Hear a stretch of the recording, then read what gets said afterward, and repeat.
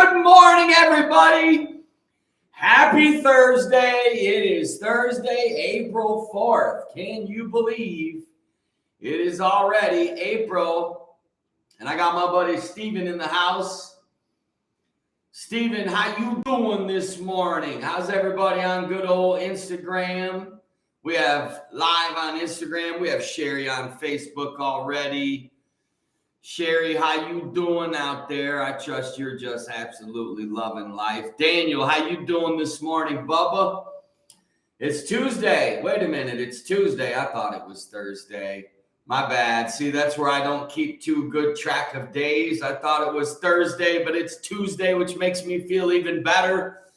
Why? Because it's Taco Tuesday. Who celebrates Taco Tuesday? I want to know. Comment below. If you're somebody who gets fired up about Taco Tuesday, do you participate in Taco Tuesday? Are you a Taco Tuesdayer? What happened to Taco Thursday? Why only Taco Tuesday? That's the problem. Who can only eat tacos once a week? Do you guys have that kind of willpower to only eat tacos once a week? Man, you got more willpower than I do. We got Zach Jenkins. I got to talk to Mark last night, Zach. Fired up about you guys coming down here in 2 weekends. What a time we're going to have. Whoa. They turn us loose on the streets. I'm live on YouTube. I'm live on Facebook. And I'm live on Instagram. And Aaron, he knows what's up on Instagram. He says, my boy Aaron says, there ain't nothing like a taco on a Tuesday. Hey, for you that don't know who I am, my name is Maddix, and I do Morning with Maddix for you, okay? Morning with Maddix is for you. It's for your children. It's for your teenagers. It's for America. Hey, I'm the first voice in America. There's no voice America hears first outside of Maddix. Hey, we're live everywhere, my friends. We got people watching from all over the world. We have people watching from every time zone. I get messages. Hey, we got Casey. We got Emma here. Emma, you know I got one question for you, lady, and one question only. How you doing? You all right over there, Emma? Boy, I got my coffee. It's only 6 a.m. here in Arizona. Guess what time I went to bed last night? Who wants to know what time I went to bed? Man, Tanya, I can't wait to see you. We got one more weekend ahead of us. Me, you, and Mark, and Kayla, and Zach. You know we're going to be out there with Warren and MJ, and we're going to be in the streets.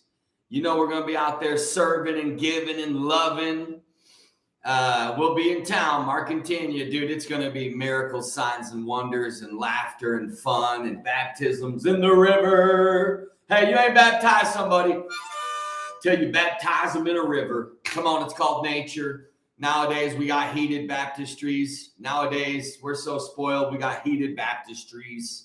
Our baptistries feel like hot tubs. Hey, in my days, we cracked open the ice to baptize people. We climbed fences. We did what they call whatever it takes. Hey, who out there, I got a curious question. Who out there has their water with lemon this morning? I need to know, Instagram family. Are you committed to your water with lemon? Everybody acts like this. Let me ask you a quick question, okay?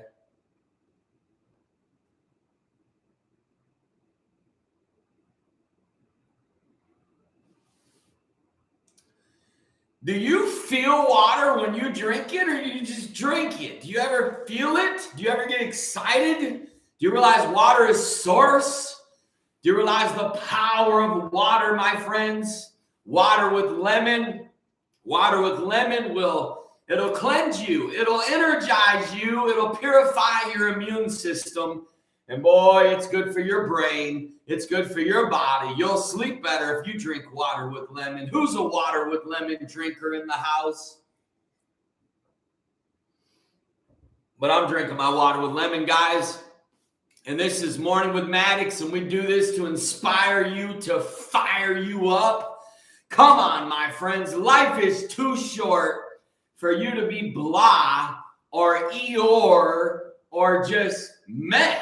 Hey, you've been called into the kingdom for such a time as this. This is your moment to shine. This is not your moment to walk around defeated or discouraged. Are you kidding me? You should feel like a kid in a candy store right now. Hey, we got Grace. We got my buddy Tim Rutledge jumping on. There's a real one you should follow. There's one who will inspire you. I'm sure he can play the harmonica better than I can. And we got Natasha and Jeremiah in the house. Guys, put your questions in.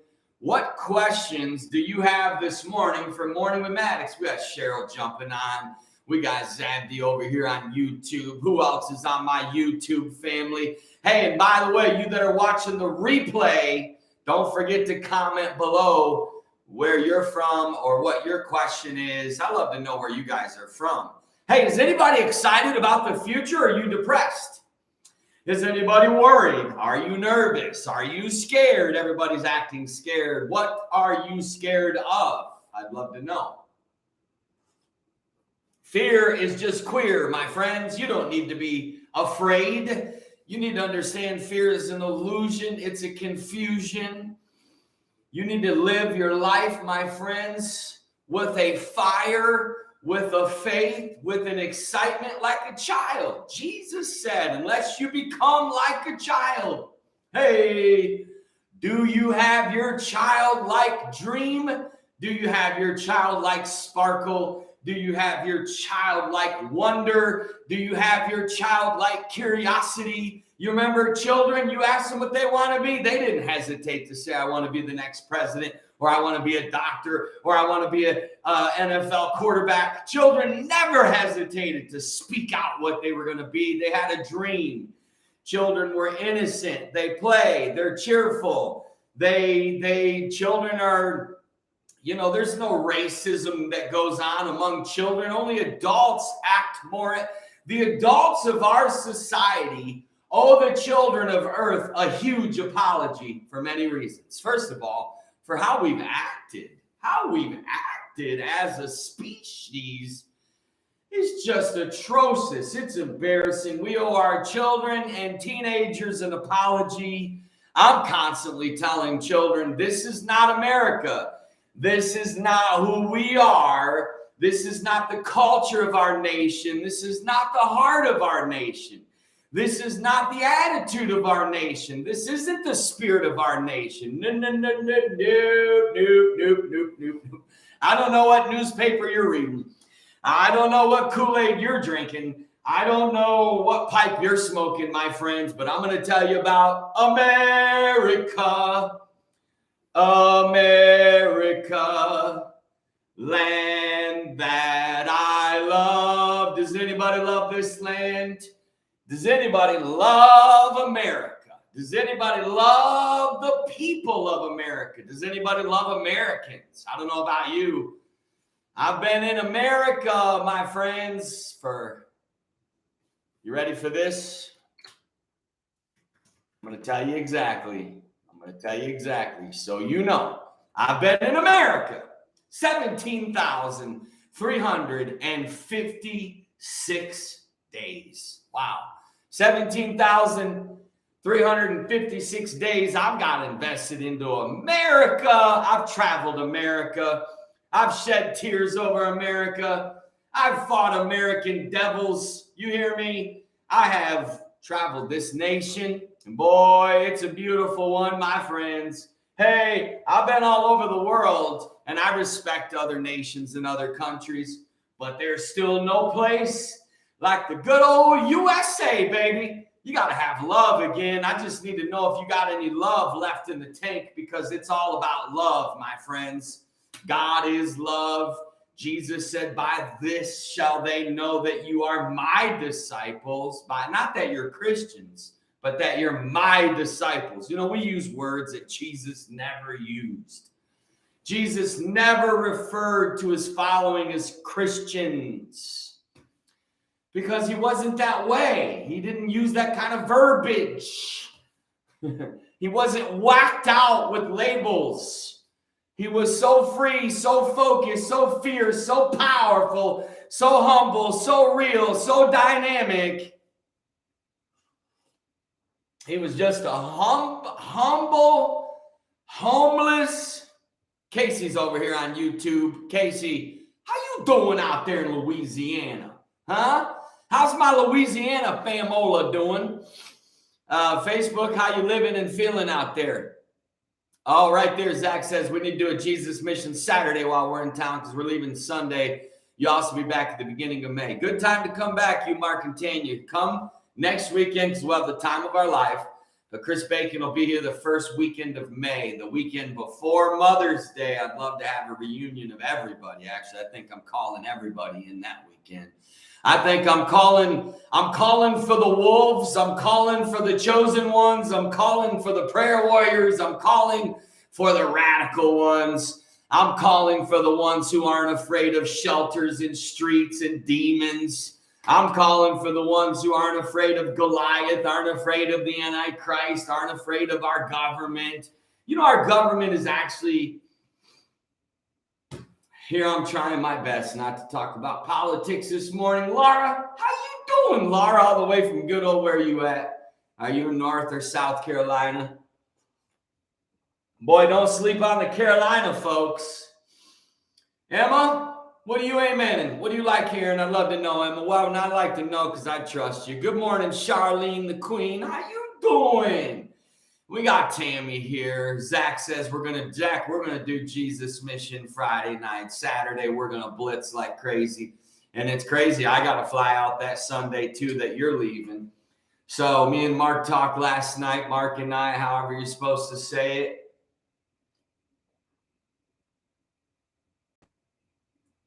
Hey, if we're going to be so particular about grammar and so particular about words, I'd like to throw in some that we're never going to use again in this nation. How about the C word? Hey, we got my boy Danny Manis in the house. Dude, appreciate you, Danny. That's all you've done to me is be a friend, Danny. Danny's a pastor, but he's not a disaster. He's a master.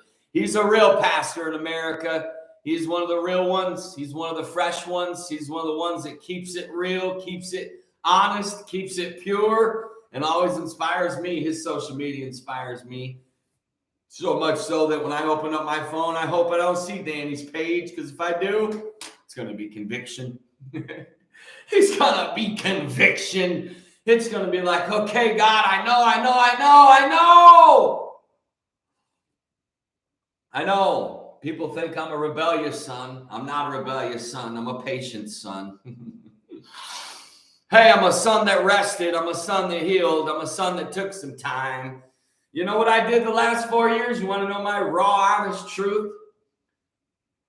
There's a child in my 8-year-old class who identifies, no joke. Yeah, oh my, we're getting sexually twisted out here, but we're going to clean that up too. And don't worry, these demons are going away. We're going to cut their heads off. We're going to slice and dice them in a quadrillion pieces. The dark forces are leaving this planet. The return of Christ is not, you don't understand how powerful it is. The overall Christ consciousness that once, now I'm not talking about Christians. I'm talking about Jesus followers. Once Jesus followers wake up, it's over.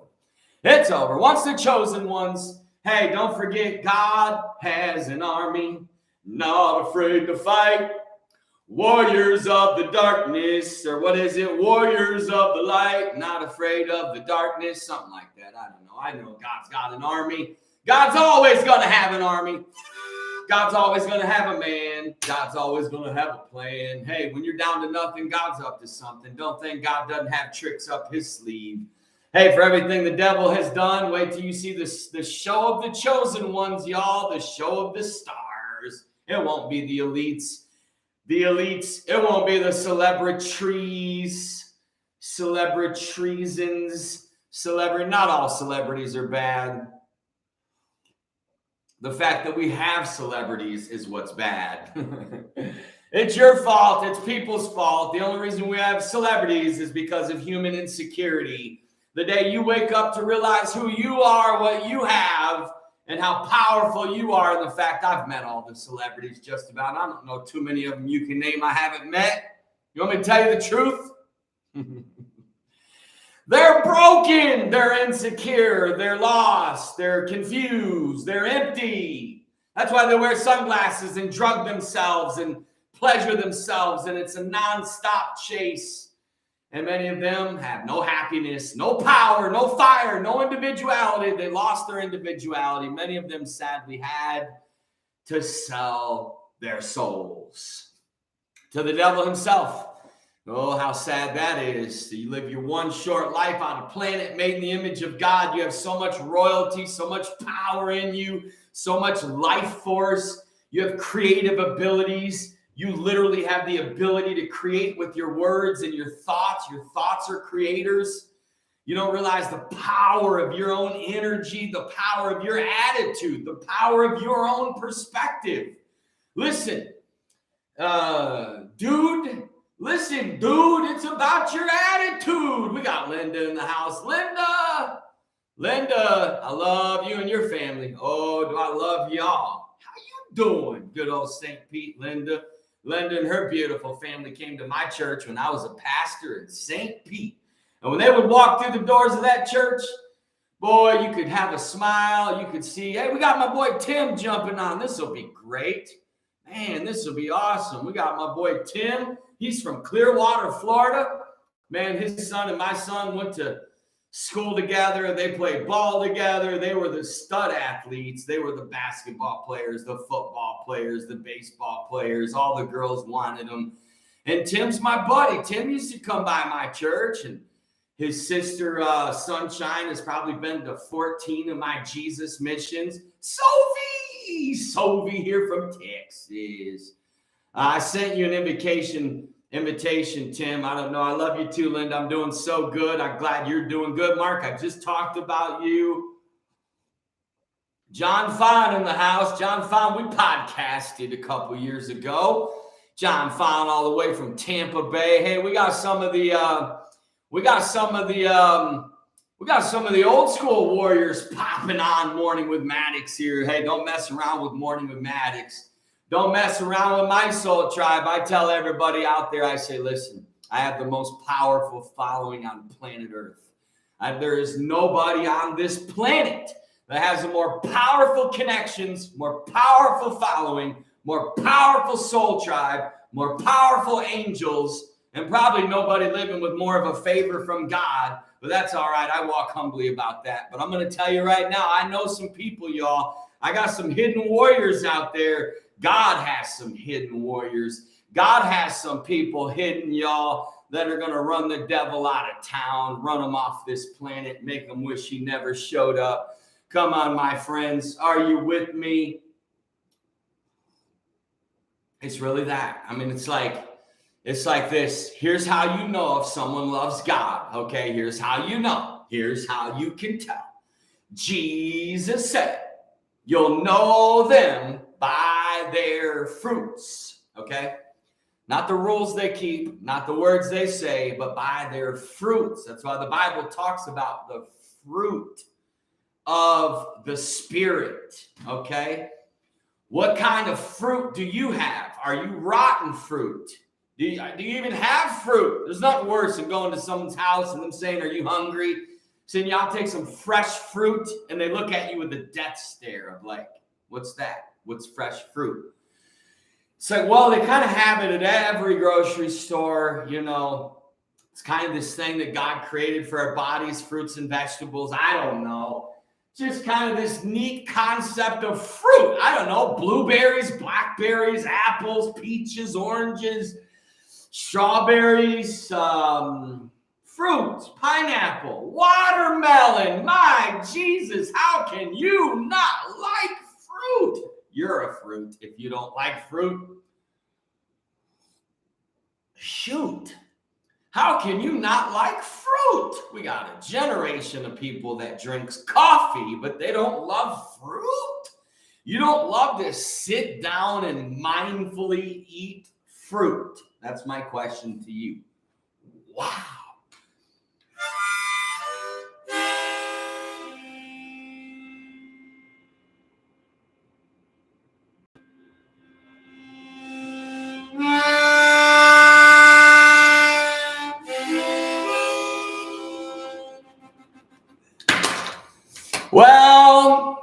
There's a lot of fruit to choose from. And if you don't like to eat your fruit, you can juice your fruit, baby. You know, to all you single men out there, you don't know the power of juicy fruit. Case in point. Let me give you a little dating tip for all the single dudes.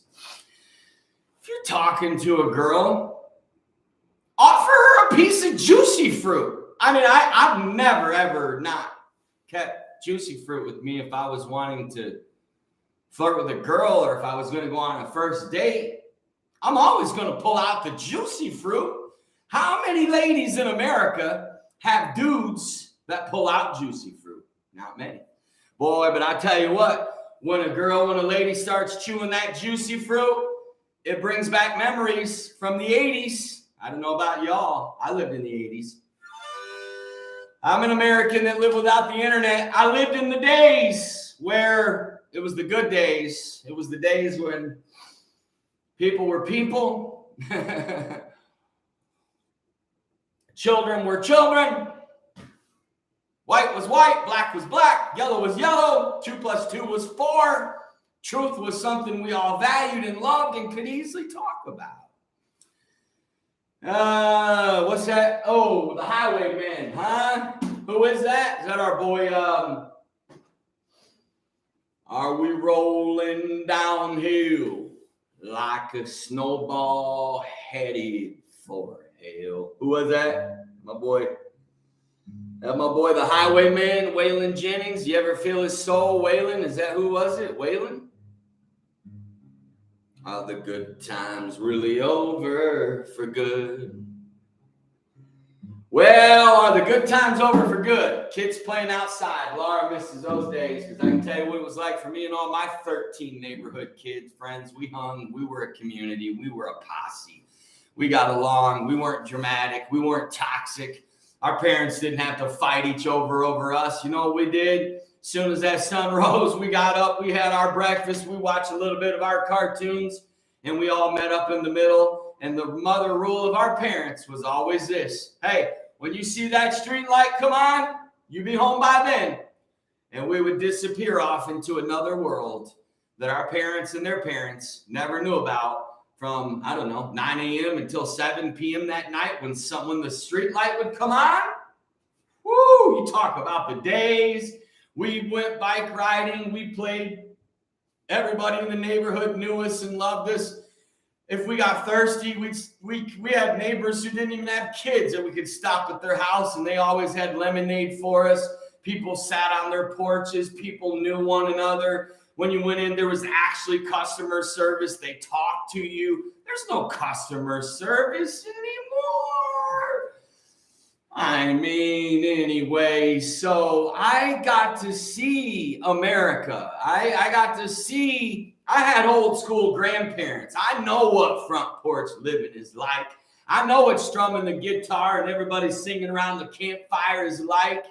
I know what it's like, my friends, to have Sunday dinners and Sunday naps, because that Sunday dinner was so good and so long, and there were so many people sitting around the table. Boy, you don't know what it was like, y'all. Even the old days of church. It's painful to watch church nowadays. I'd go preach in churches, and they'd have big, huge timers on the back of the wall. Timers in the house of God. Timers for church. Wow. Hey, God, we want you to move today, but you better damn well get this thing done in an hour, because we got places to go and we got things to eat.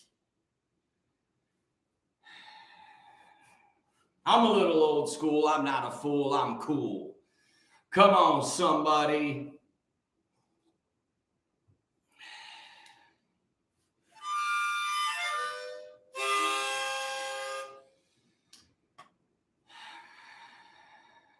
Block parties. You know those block parties. Oh, yeah, Michelle. Michelle's in the house. How you doing, Michelle? Who's on Instagram? Laura's over here interacting over here on Instagram, representing the South and North Carolina mothers. There's an American lady. See, I'm proud of our American ladies. I'll roll the dice on our American mothers. You hear me? I know. Listen, trust you me. I'm going to tell you right now, I'm going to be brutally honest. honest with you, okay? And I mean brutally honest. It can't come any more brutal than what I'm going to give it right now. Are you ready? I'm telling you up front that what I'm about to say to you is just brutally honest. A couple of years ago, as my son became of the dating age, wow, the great Maddix had a son who went through the dating years. I was a father. Come on, I'm just not a crazy, wild person on the internet. I'm a dad. I'm a daddy. I'm a father, guys. I'm a dad. I'm a dad, okay? I'm a dad that I believe my teachings and my words to my son matter. I don't want to just give Zabdi, how you doing? We got Zabdi on here, Mark and Tanya. Your friends are here. Zach, are you still here?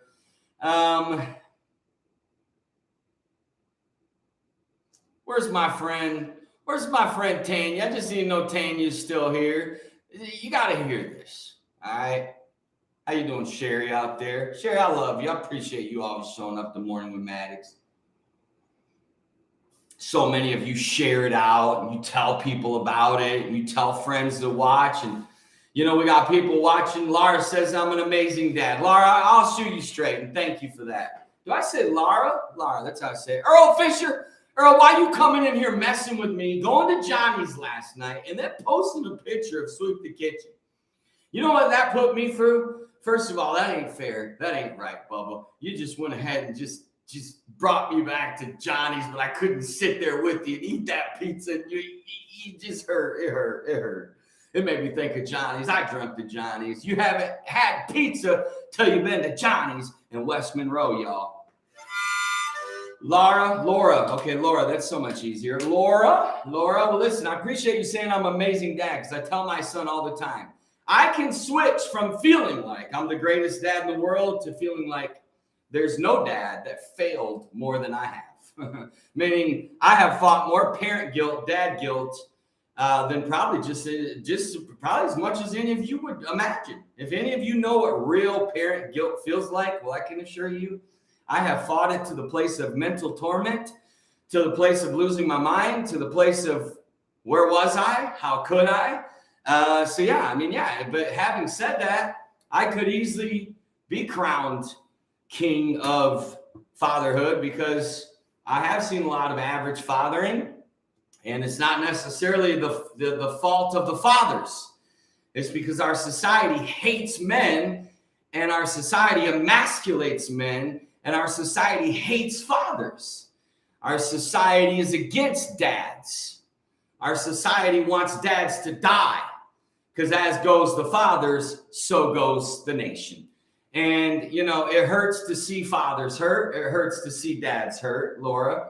And it hurts to see men hurt. I am a man who was broken, who was hurt, who was crushed by life. I am a man who fought generational curses like every other man. I am a man that went through a horrific, stressful nightmare. There's no words to put on the amount of pressure and stress that I went through as when my son was 4 years old. When I say our son, you know, because not my son, it's our son. When his mother and I went through a divorce, boy, that forever changed my life. Nobody knows until you become a single parent. You have to share your time with your kids, and you have to co-parent with somebody else. And you're totally out of control, meaning you're a protector of your home. You're a protector as a man of your family unit. You're a protector of your child.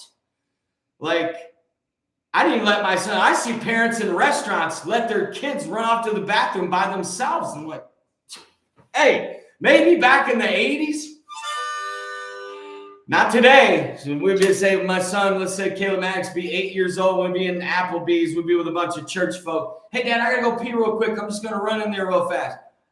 All right, y'all, hold on. I'll be right back.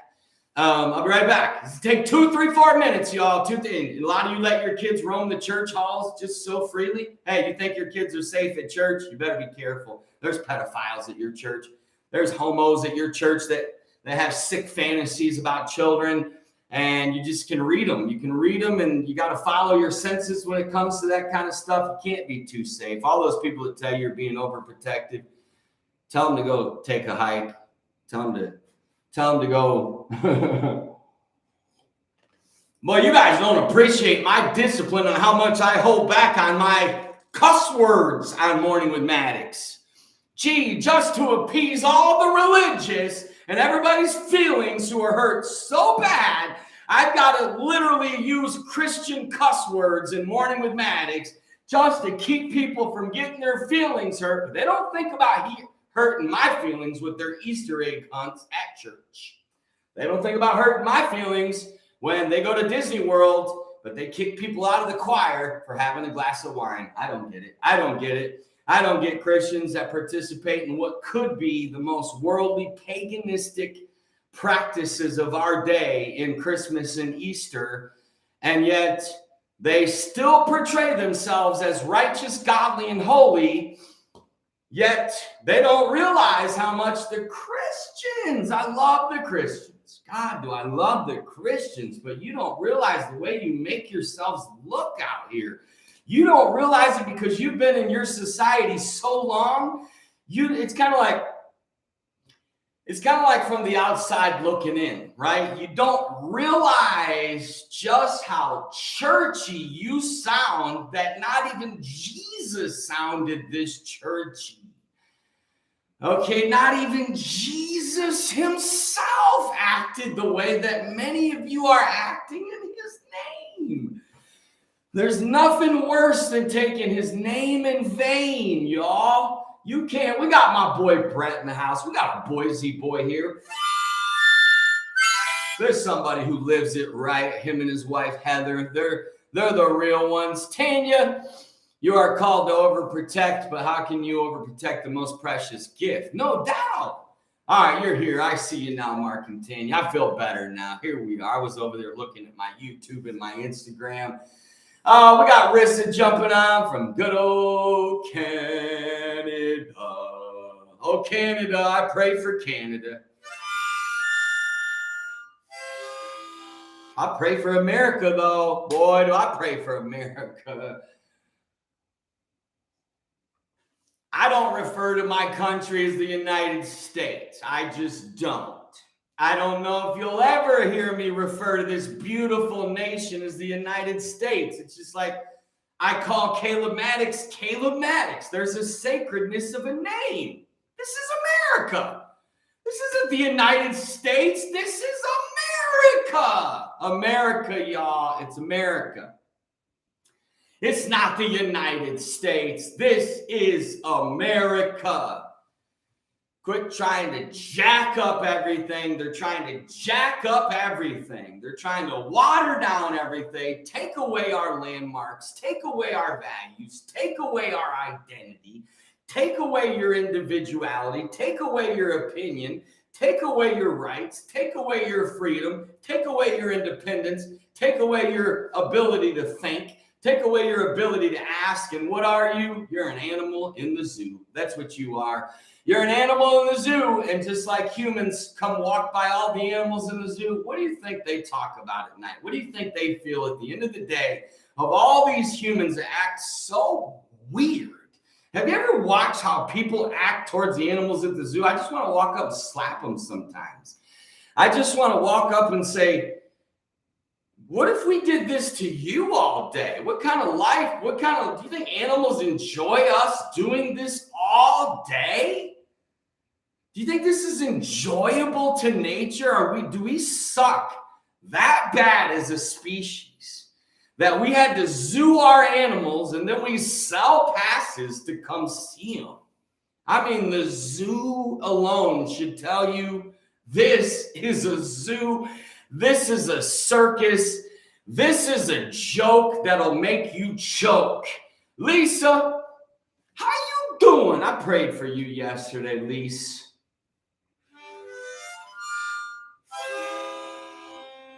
Amanda K's in the house. Hey, my friends, you know what time it is. It's time to remind you that This land is your land, this land is my land, from California to the New York Island. Hey, California, New York, California and New York, baby. I've lived in both places. Hey, but no place like Arizona. This land is your land, this land is my land, from California to Arizona. Hey, hey, from the Redwood Forest to the Gulf Stream waters, this land was made for you and me. But do you live in your land, or do you shit on your land? Hey, even when dogs shit on the land, we pick it up. But you adults, it's your fault. It's the fault of the adult. Who do you blame? We blame the adult is at fault. The adult is at fault. Hey, you failed the children. You failed the teenagers. You failed Earth. You failed your mother. You failed your mother, Earth. Do you realize Earth is your mother? Do you hear me? The Bible says, honor thy father and thy mother. Well, how do we honor our mother, Earth? Huh? Do you honor your mother, Earth? Do you honor your father, Yahweh, Yahuwah, Yahshua, whatever, Jesus, Father? Hey, he had 953 names. There's a revelation to his name. There's power in his name. You hear me, my friends? But what kind, it's like I was telling somebody yesterday. They were like, he's not in church. If I hear those words again, well, they're not in church anymore. Okay? What was that song on Wizard of Oz? If you only had a brain, it would be an Uncle Lincoln. It would. How does it go? If I only had a brain. Wow. Last time I checked, I read the Gospels, actually. There's only 4 of them, my friends. 4 little Gospels. One of them, the first Gospel, wow, is named Matthew. Second one is what? Who? Matthew. Mark. Hey, you got Matthew. You got Mark. You got Luke. Duke, come on, don't puke. You got Luke. Luke is a powerful book. And then you got Johnny. You got the book of Johnny. Okay, you got the book of John. You got Matthew. You got Mark. You got Luke. And you got John. You got 4 Gospels that tell you the Jesus story. It's not hard. It's not hard. Oh, it's not hard. It's actually not hard. It's actually so simple. It's actually like, wow, when you actually read it. As a son of God, as a chosen one, not as someone that, you see, church culture keeps you constantly defeated. Church culture keeps you constantly feeling not enough. Church culture keeps you constantly under this cloud of judgment, this cloud of, am I keeping this rule? Constantly looking over your shoulder, constantly watching everything you say, constantly just, friends, when Jesus comes and returns, you assume that the ass kicking is going to immediately start with the government and the evil forces. Nope, it's going to start with all the people that's been preaching in his name. The ones that are going to literally give the strongest accounts on this planet are preachers of his name that put it into a shame and turned it into a game and made it lame. And there will be answers for that. You hear me? There will be answers for that. I'm getting a phone call. There will be answers for that. Look at me. There will be. There's no escaping it. It's an insult. It's a crime. It's a shame what we've done in his name. It's a shame what we've turned Christianity into. It's a shame. It's a national embarrassment. Don't be parading, walking around bragging that you're a Christian. That is nothing to brag about right now until you clean this mess up that you all have made in the name of Jesus.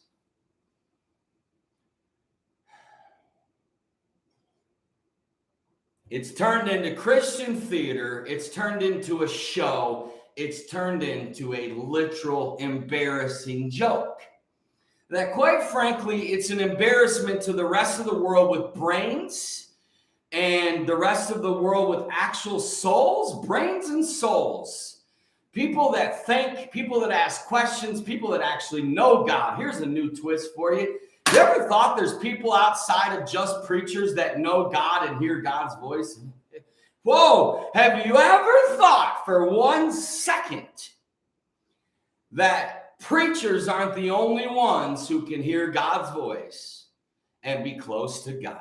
Wow, what a deep, overwhelming, hard to deal with concept for all those egomaniacs out there who are hammering the hell out of people with the Bible, living like gods themselves as preachers. They're not servants. Preacher, what is it? You're just a reacher. Get over yourself. A preacher is nothing but a reacher. You can't spell preach without each. You can't spell teach without each. So if you're not after each, you can't teach. And if you're not after each, you can't preach. Hey, is somebody with me right now? Are you hearing something good? My Facebook video shut off. Is it still on? Can y'all still hear me on Facebook? I'm still live on Facebook. Clayton, thanks for letting me know. We got the prophet in the house. How you doing, bud? You going to come on and give us a word in a minute? Huh? You going to come on Facebook? Jump on Facebook and do a dual video with me. Give us a word. Tell us what God is saying. Carolina, how you and Brad doing? Been praying for Brad. We got my cousin Brian Eiler in the house. Let me tell you how deep this thing goes. I was thinking about Bart Maddix yesterday. My boy, Brian, you cracked me up. My cousin Brian is on here, and I was thinking about my grandfather, Bart Maddix. And you know what I was thinking about? I was thinking about his 6 grandsons and how no human on this earth should sleep on his 6 grandsons. My grandfather has 6 grandsons on this planet. One of them is serving in the U.S. military. One of them is on this morning show right now, Brian. Okay?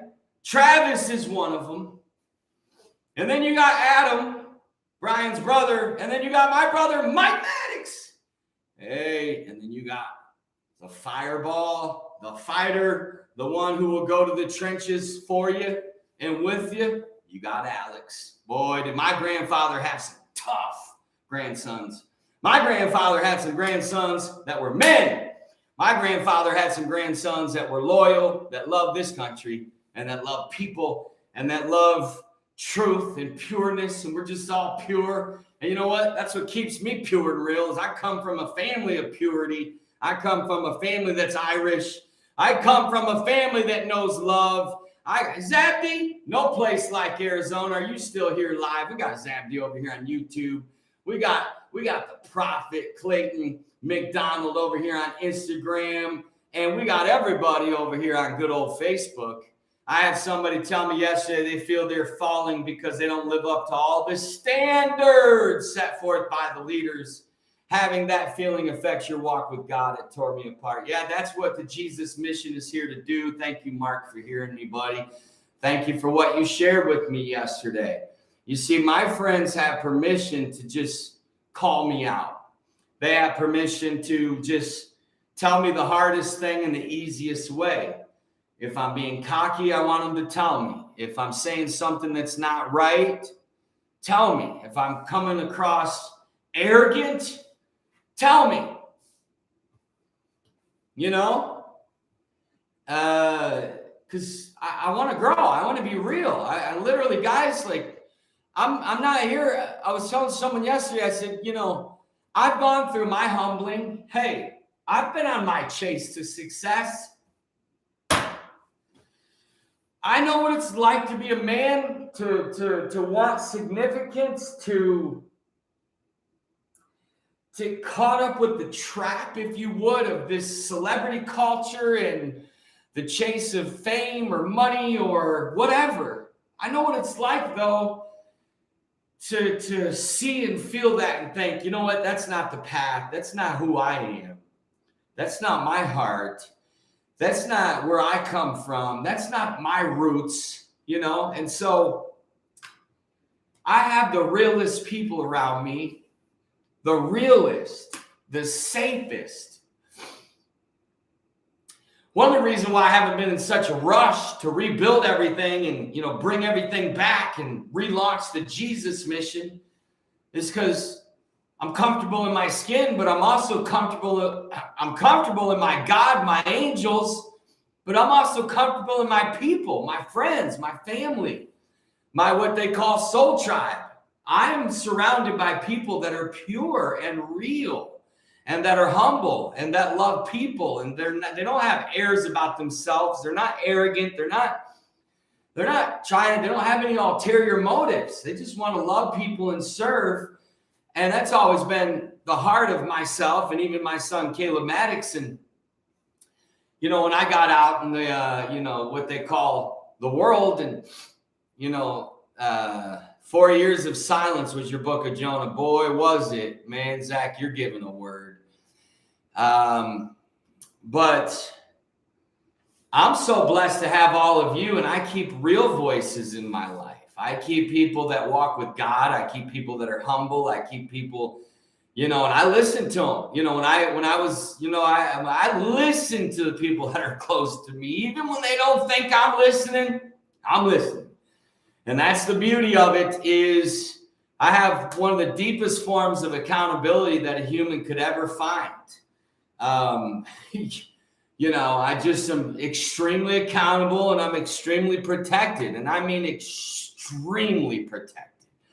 I have people that have just been real with me, 100 with me through it all. And my point is in my humbling, look, you guys hear Earl teases about, Maddix, and, I do brand my name, if you would. I mean, I brag, you don't even know all the assets I have with like Maddix Marketing, Maddix Publishing, Maddix World. I can start going down the list, and I'm not even going to go down the list of different assets that I've attached my name to, because I know where we're going. I know the power of a name. I know the power of branding. And even when I got tired of religion and Christianity, and honestly, I'm going to be brutally honest with you, I felt like 2020 and my awakening and all of that, and I knew it was time to bring our missions movement back. I literally branded it as Maddix Missions. Some of you will remember this. And I know I came across arrogant. I know I came across rough and just brutal and intense and insane, and just like, who is this guy? What happened to him?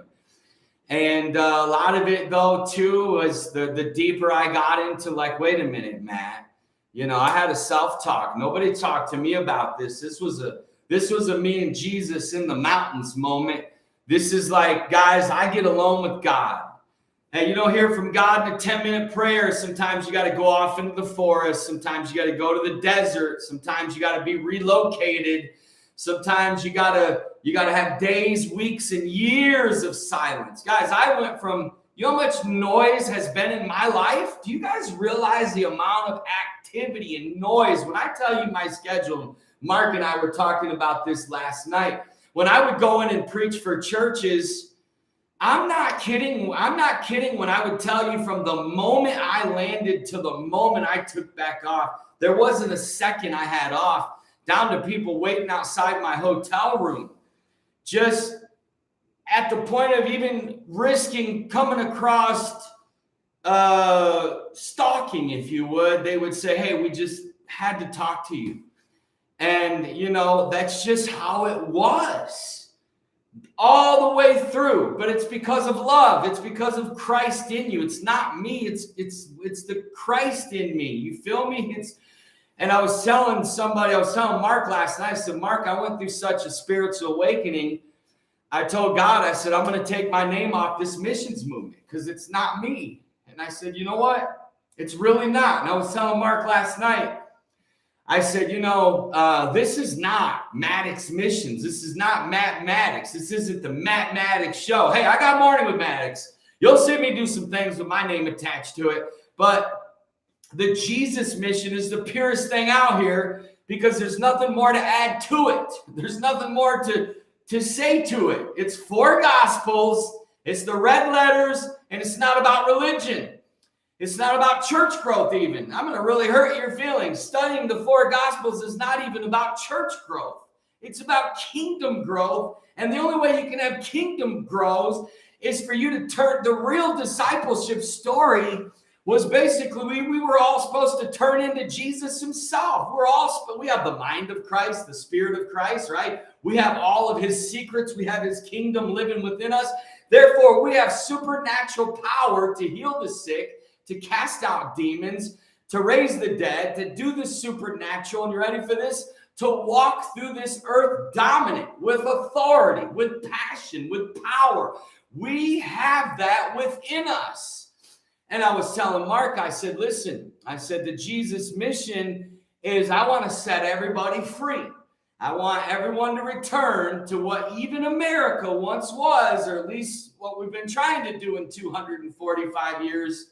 It's called independence and it's called freedom. And that's what Jesus stood for. And that's why the religious of his day and the government of his day hated him, because he could not be controlled. His followers could not be controlled. You hear me, my friends? Let me tell you how radical and precise they were. When they came to F around, Peter cut a dude's throat off. He didn't even think twice. He didn't even have to get the command. He had that much of an instinct, that much of a loyalty, that much of a fire, that much of a fearlessness. You wonder why Jesus called Peter? Because God, he loves the fearless.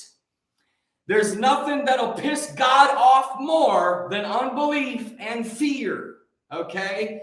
Listen, my friends, the God story is about you having the God force within you. It's about you navigating this earth 24/7, unbeatable, unstoppable, uncontrollable. You have freedom. You have independence. You have authority. And that's why Jesus came along and he did everything to basically break every religious rule of his day and piss off the government and piss off the religious leaders. And everything Jesus did was unconventional. And I don't know, hardly maybe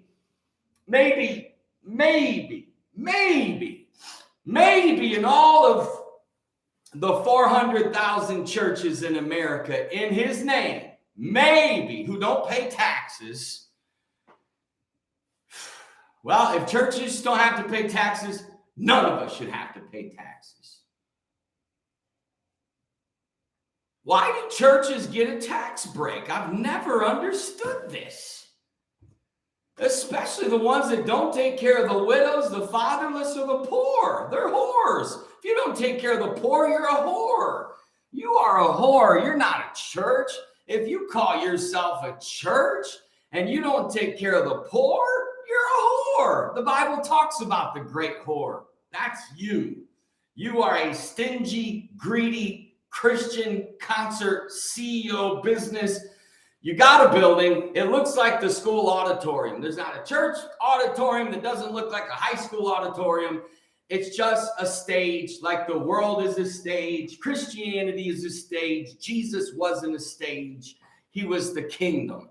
He said, you've got the kingdom. You've got an anointing on you. You don't need one person to teach you, because everything you need or have is within you. That's why they call it mish-in. That's why they call it win. Take away the W and it's just in. How in are you? Because you're not in. You're not one with nature. You're not one with God. You hear me? You're so dependent on the exterior. You're so dependent on the system. You're so dependent on the material. And you really don't understand the Jesus story, that Jesus was for the marginalized. Actually, Jesus would be rallying. He would be loving the trans community. He would not be approving of it. He would want to deliver them, but he would sit and talk to them. He would eat with them. He would love them. And when I see a tranny, my heart breaks. Do I look at it and think, oh, how? Why?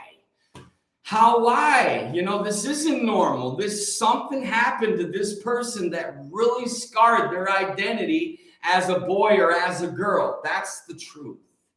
Slice it and dice it how you want it. When people are doing that kind of stuff, you know.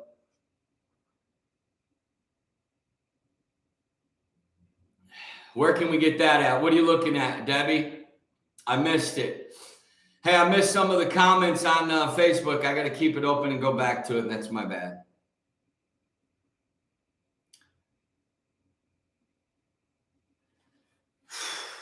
You feel me? Who feels me? Who sees me? Hey, you can't feel unless you're real. You can't be real unless you heal. You can't be healed until you peel. Hey, you got to get rid of your image, your facade. Hey, a lot of you, here's why you can't grow and why you can't break through, because you want to be liked. Hey, I don't want to be liked. You got to learn how to want to be loved. If you want to be liked, you lose. You got to learn the power of nothing in the middle. Yes or no, in or out. I only wanted people to love or to hate me. That's it. I didn't want anybody in the middle. I wanted people to say, I love him or I can't stand him. And if you live your life in a way where people either love you so deeply or they can't stand you so deeply, you've officially pierced the spirit world. You officially now understand energy. You officially now understand soul tribe.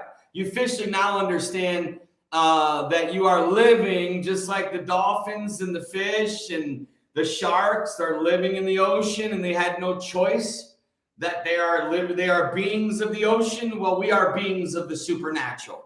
We are not beings of the physical realm. We are supernatural beings existing in a physical experience, okay? We are not from here. This isn't our home. Like that song said, this world is not my home. I'm just a passing through.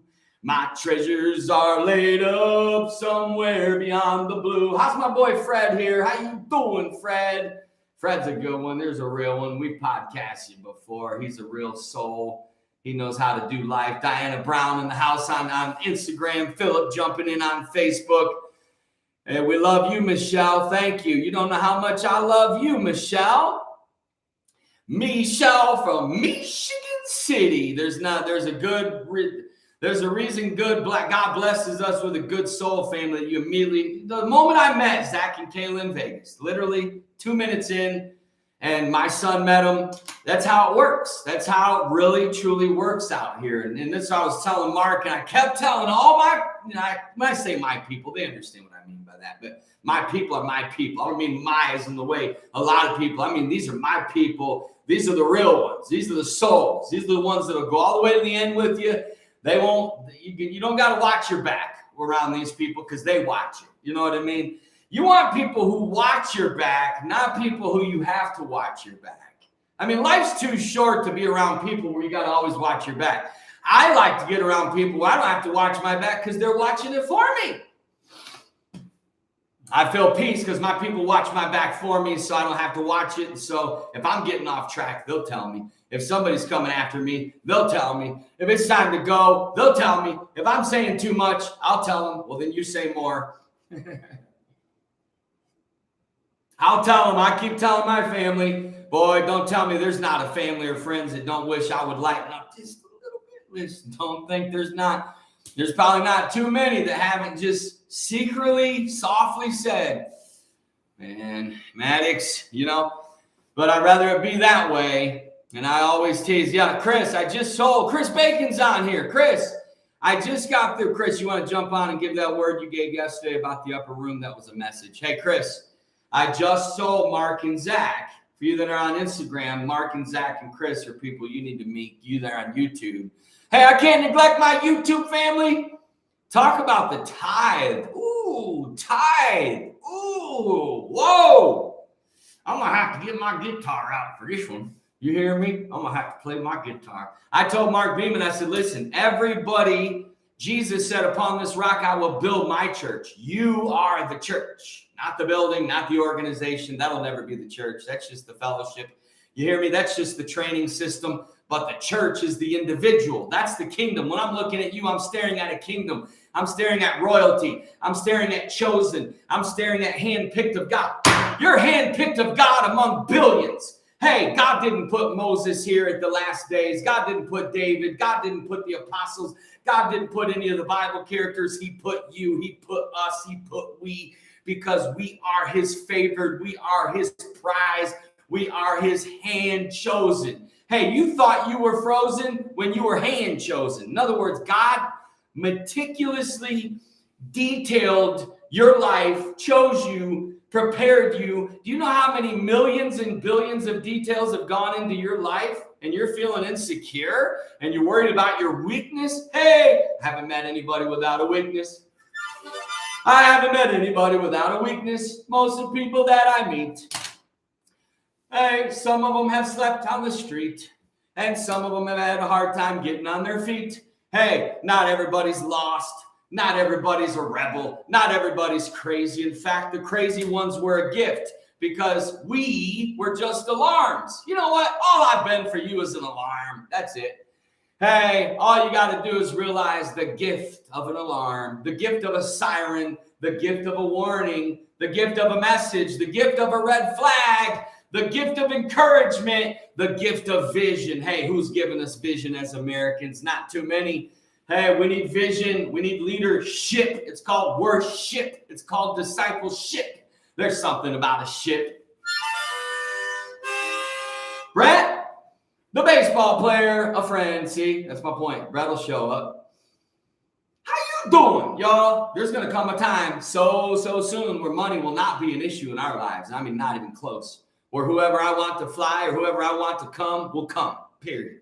If I want someone to be there, because I know who the Special Forces is. Don't think I'll go places and won't be flying Warren and some of my homeless people. I got about probably 12 homeless people on this planet that I know that pull more spiritual rank than all the elites and all the celebrities put together, and have more power and have more depth and have more wisdom and have more survival skills. You know why you don't talk to the homeless? You know what you're missing out by not talking to the homeless?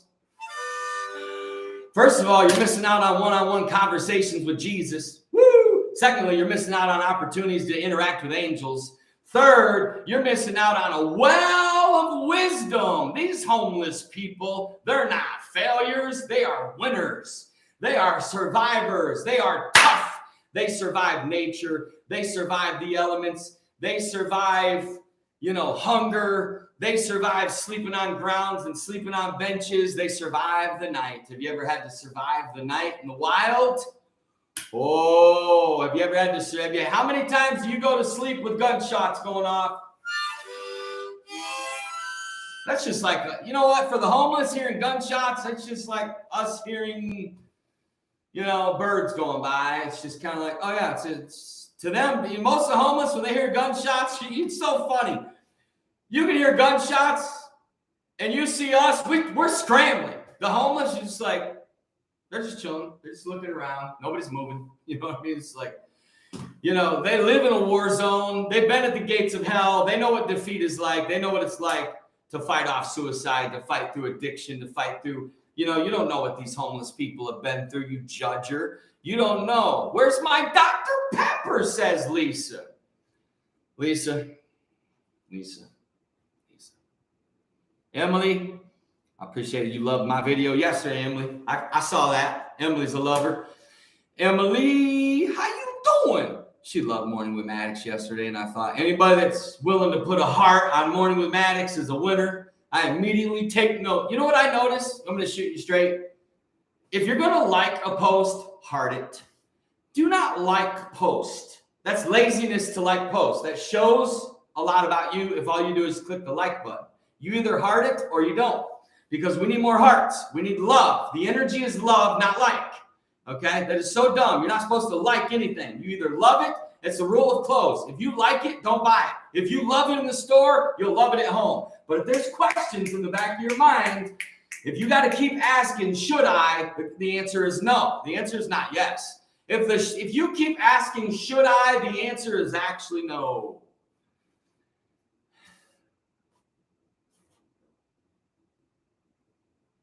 Jesus said, your yay, yay. Your nay, nay. You know what we need? We need stronger yeses. We need stronger no's. We need more decisiveness. We need more conviction.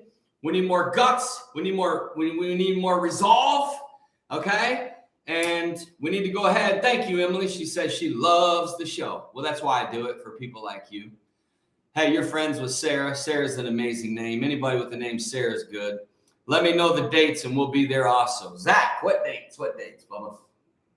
All of you better be ready to travel. That's all I'm going to tell you right now. Chris Bacon, are you still on here, son? All of you have better be ready to travel at least once a month, if not every other week. I'm telling you right now, when the call comes, when the call is rolled up yonder, remember, when the call is rolled up yonder, I'll be there. Will you be there when the call comes? Hey, you can't spell mission without miss. What are you willing to miss for the mission? What are you willing to miss for the mission? You ain't on a mission until you miss. Hey, don't think Caleb Maddix and I haven't had to cry for our mission. Don't think we haven't had to miss each other for the mission. Don't think there wasn't moments of my time in life that I had to be away from my son and had to hear about the exciting things happening because I was out preaching and helping churches. It's called mission. I missed moments. I missed times on the beach I could have had. I missed times away from my high rise I could have been enjoying. I missed time away from my family because I moved to Florida to build a church. I miss my friends in St. Pete because I'm in Arizona doing God's work. You feel me? You can't spell mission without miss. Come on, my friends. This is not for the faint of heart. This is not for the soft. This is not for the spineless. This is not for the quitters. This is not for the whiners. This isn't for the thumb suckers. This isn't for the people that are constantly wishy-washy. This is for the fanatics. This is for the people that are radical. This is for the people that are willing to pull all-nighters, drive all night, fly anywhere. This is for people that are willing to go into the roughest places, the roughest neighborhoods with a big old smile with no fear because they can sense it. Don't think dogs can't sense when you're afraid. And don't think when you go among the rough people. Man, let me tell you about street people. You just got slapped by Facebook, Mark, for what? Facebook, you better be kind to my people. You'll be in trouble. You start being tough to my people, Facebook, you'll be in trouble. Come on, Brett. Come on, Brett. Gee, you guys are getting flagged and stuff. Morning with Maddix. Who knows who watches this? This is shown. Look, guys, it's watched by millions, okay? It's shown in rooms you couldn't fathom. This morning show is watched daily by some of the most powerful humans that walk this planet. Don't think it's not. Hey, there's a lot of people watching. There's a lot of people watching. There's a lot of people not only watching, but there's people that are seeing. You can watch, but can you see? Hey, you can watch, but can you see? That's my question. You can watch, but can you see? Do you see? Do you see? Yeah, Jesus was a fanatic. He was unconventional. His traveling, he was a single prophet, a single Messiah with a traveling companion who used to be a high-level sex worker, and she must have been stunning. I guarantee you Mary Magdalene was stunning. You hear me? I guarantee you she was sensual. I guarantee you she was feminine. She had long hair. Look, there was ladies that washed his feet with their hair. Imagine I go into a church and some lady walks up and starts washing my feet with her hair. What the heck happens? What happens? That's all over the internet. I'm called in the office by the church board. The pastor's looking at me funny. And then all of a sudden I'm like, yeah, but Jesus had his feet washed with her hair. You know what I mean? And I don't want no lady washing my feet with her hair. You know what I'm saying? That doesn't necessarily excite men, but it's a feminine act, I guess. I don't know how. Guys, can you break down every scripture? Who has the market to say they know every meaning of every Bible story? Guys, it's revelation. You don't know. The Bible said, then he opened their understanding that they might understand the scriptures. You can't understand the scriptures with your carnal thinking or your human logic. You got to understand that we are literal spirit beings ourselves, okay? We are in a universe. We are in space. We're on a floating rock. I mean, we are in the miraculous. We are in the realm of the supernatural on the daily. On the daily. I can show you where to look, but not where to see. They wouldn't appreciate. Exactly, Brett. Come on, buddy. You know what's up. How's everybody on Instagram feeling and YouTube? How you doing? Facebook. Come on, Facebook. You gotta look. Come on, Facebook. You gotta look. Boy, you gotta look. Sometimes you won't be able to look until you know the book. The book is a secret. The book is a revelation. It's called scriptures. There's scripts in there. It's character study. There's codes. There's secrets. There's principles. It's a book of principles. You'll never understand it all. You'll never understand it all in your one short life. Get into Starbucks and you're at Starbucks right now, Riss. You're there right now. What are you getting? I want to know how white Canadian ladies order Starbucks because American ladies, that's what I was starting to say. I got to confess. I told my son when he was younger and dating, I said, don't you date American girls. I said, if you want the one, you need to go overseas or you need to find a European or a Latino or an Asian lady. I said, you need to find a lady that's not from America. These ladies over here are Americanized. They're feminist. They're man haters. They're not good mothers. And I went down the list. I said, and I'm just going down the list. And I said, here's why you need a European lady. And I went down the list and I said, trust me, I've been single since you were 4. I've traveled the world. I understand ladies. I know ladies. I've met them. I've dated them. I've talked to them. And I said, I've talked to other men who have given up on American ladies and they've gone overseas and they said, you know what? If I got to buy one, so be it. And nowadays you can buy the most beautiful ladies that'll be your wife for like $5,000.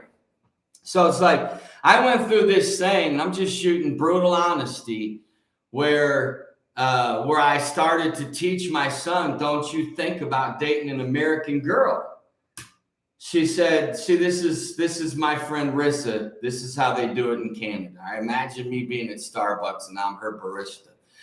I say, hey, good morning. How you doing? Right? She walks up. She says, I would like a 5-shot brown sugar oat shaking espresso.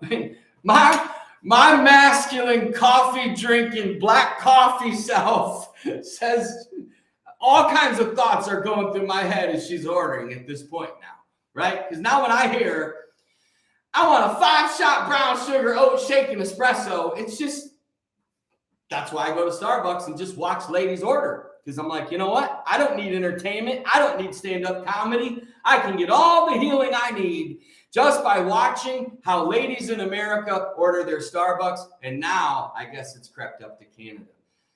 Oh, anyways. Now listen, ladies, before you freak out, before my American sweethearts freak out, I need you to, I'm just telling you the raw truth of what I told my son when he was getting up into years and getting into, because I teach a form of dating that's different than a lot of people's forms of dating, and that's fine.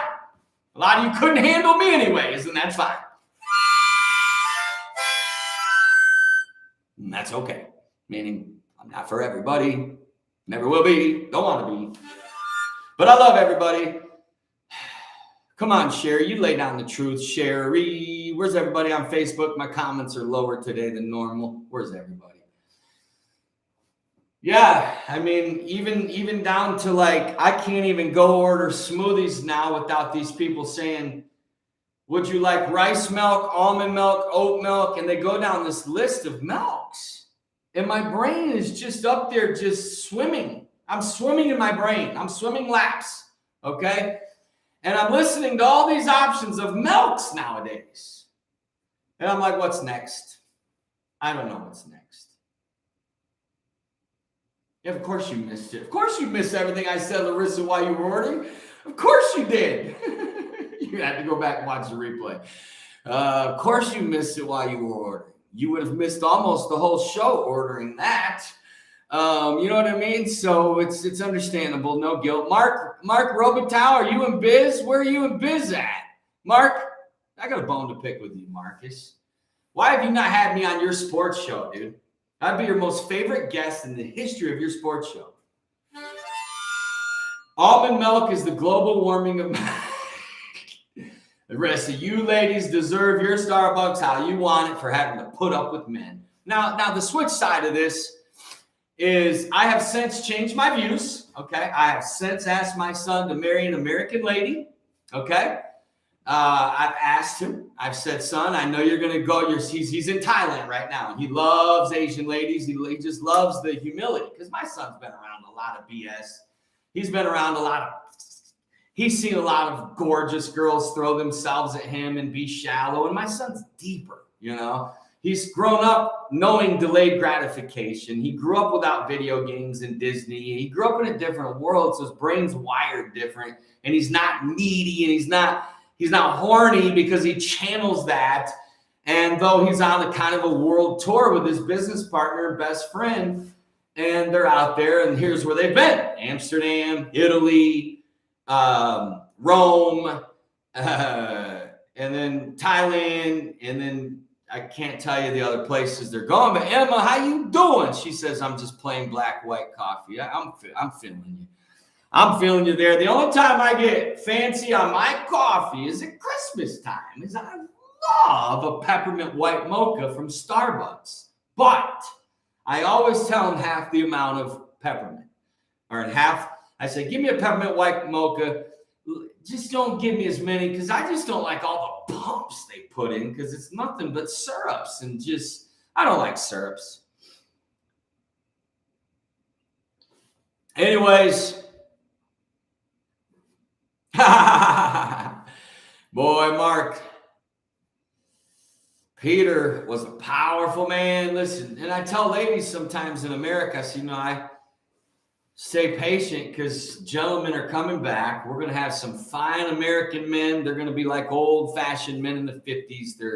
They're powerful. They're like Irish. They have a mix of Irish, Ireland, Italian. American men are the best of the planet. And I keep telling the ladies, don't give up on the American dudes, even though I know you like the Australian dudes with the accents and the dudes from London with the accents and the dudes from Ireland. And what lady doesn't want an Italian man? Have you ever heard an Italian man talk? Have you ever understood Italian culture? So my son's calling me as he's in all these nations and all these countries, and every one of them, you know what he says? You want to know what he says? Who wants to know what Caleb Maddix says? Who wants to know what Caleb Maddix when he says? He said, because don't think that if he doesn't come out and say it, that I say, hey, how are the ladies there?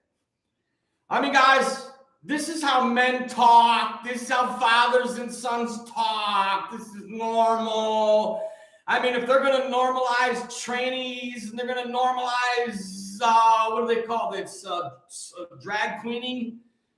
Well, then doggone it, I'm going to normalize talking to my 21-year-old son on, hey, what are the Italian ladies like? What's their energy? What's their person? Hey, what's the ladies in Amsterdam? Tell me about those ladies in wherever he's at, right? Because I've told him, I said, listen, you only get you a lady from overseas or a Southern lady, period. You stay away from any lady who's not from overseas or who's not Southern. And that was the kind of teaching I would give my son. And I would say, I demand that you find a lady who is passionate about Jesus. I demand that. In fact, I demand it. You can do anything you want, but find a lady that's not passionate about Jesus. And my son grew up in Pentecost. He saw as much weird stuff as any of us. And just like any of us, all of us are done with the weirdness of Christianity. All of us are done with the weirdness of religion.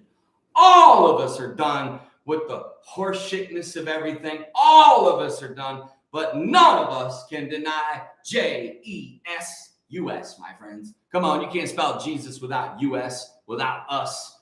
So anyways, tall, blonde, beautiful in the Netherlands. Brett, you got a dream. It's called the U.S. passport. Hey, they love them American men over there. Don't think they don't. Boy, do they love us. Hey, when I've traveled overseas, they love us American gentlemen. But I'm an American gentleman. That's my point. So I'm trying to get America to represent and say, no, the ladies here are the finest, the classiest, the most feminist, the sexiest, the sweetest. And the men here, the men, come on, the American men. I'm just doggone tired of any other nation not sitting there thinking, you know what, I'd love to have me an American lady, or I'd love to have me an American man. You know, because that's the bottom line is I've since changed my views where I told my son, you know what, I'm asking you to marry an American.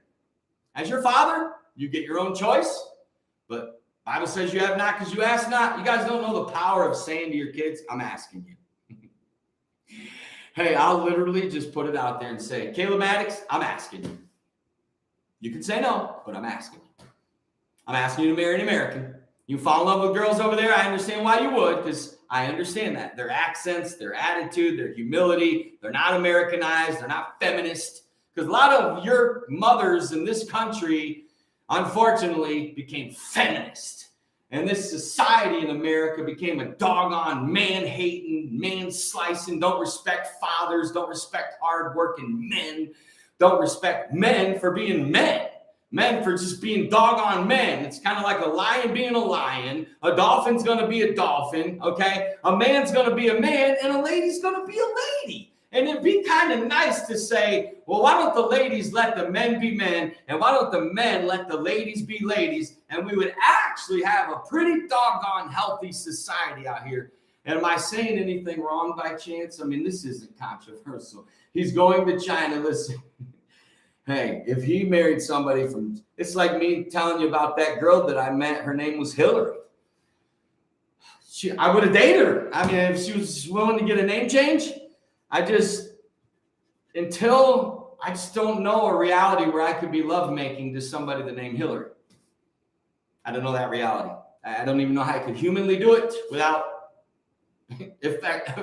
How are you making love with someone named Hillary and you're in it and you're saying her name, and the moment you say her name, you just, as a man, things change. Laura's still here. Yeah, they're trying to take away our beards here. That's how much they're trying to emasculate us. Now beards are a sin and shit out here. It's like, man, they're really trying to really just take us down to nothing. I mean, they're trying to take us down to absolutely nothing at this point. Can we be men? Emma, Mark, you feel me, Mark? You know what? I've lost the ability to like all my comments now on my Facebook Live. Huh. Must be jacking me up. Oh, well. They can't jack me up because it'll put them down. They all know, just kind of like, what it's like if you could imagine the most badass fighter and the most like beta boy. He doesn't just go up to him and just mess with him. You get it? And when you're a chosen one and you live with divine protection and you live with angels, they know. Don't mess with him. Leave that one alone. Leave that one alone. Hey, we got friends here on Instagram. We got Alicia watching. Alicia, how you doing? We got the one and only Angela. Anybody with the name Angela special. You can't spell Angela without Angel. Angela. One more month and you'll be in Arizona. And your life in Arizona will never be the same. I know you've been here before. Well, you better make some time to come on down to the Jesus Mission. Dance your way on down there, girl. Say you don't do a dance for our homeless. Say you don't. Say you don't. Bring your lady friends. Come on down and do a dance for our homeless. We need more. We need you know what? We need to bless our homeless more. We need more. We need more. We need 100 exit, not 10 exit. We need 100 exit. Danny's back. How you doing? No. So for me, it's like this. Men are going to return to being men in America. And this is what I told my son. I said, I'm asking you as your father to marry an American lady. I said, I believe in this country. This is our nation. And just like, in a lot of ancient cultures, they don't like mixed breeding. In a lot of cultures, a lot of races, a lot of religions, a lot of bloodlines don't like mixed breeding. And I've asked my son, I'm asking you to marry an American lady.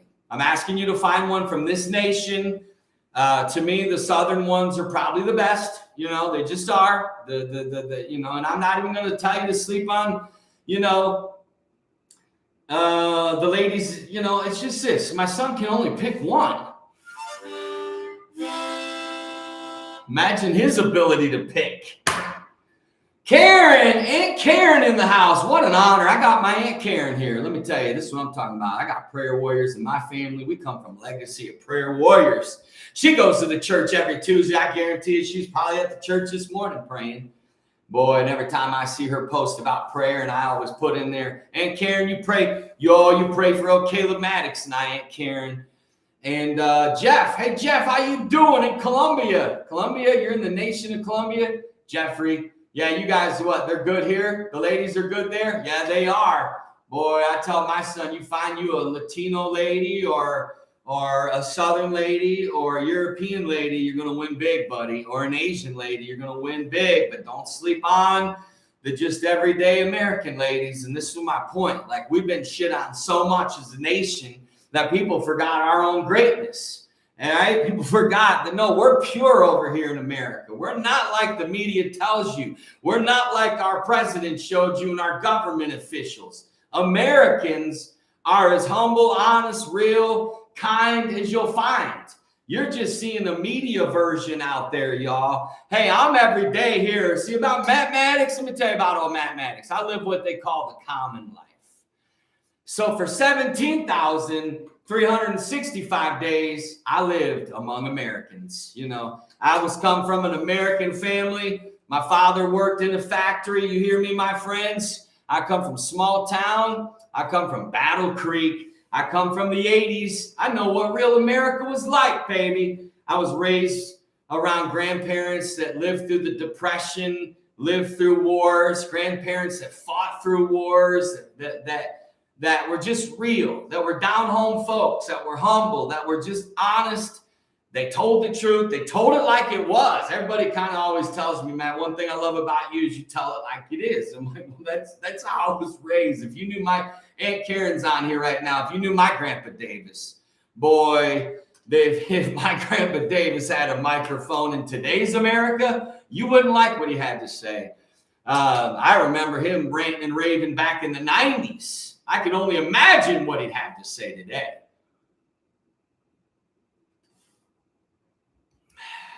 Great to see you, buddy Jim. I'm glad you're on here, man. You're open. You're coming down to Miami. Miami's an amazing place. Thanks for jumping on, my man Jeff. Let's see what Zach's saying over here. Zach's got something to say. If Kayla had a sister that was identical in personality to her, I'd send her to Caleb. Exactly. I'm not bragging on my wife, but she has a way to push. Yeah, the right lady will make a man even greater.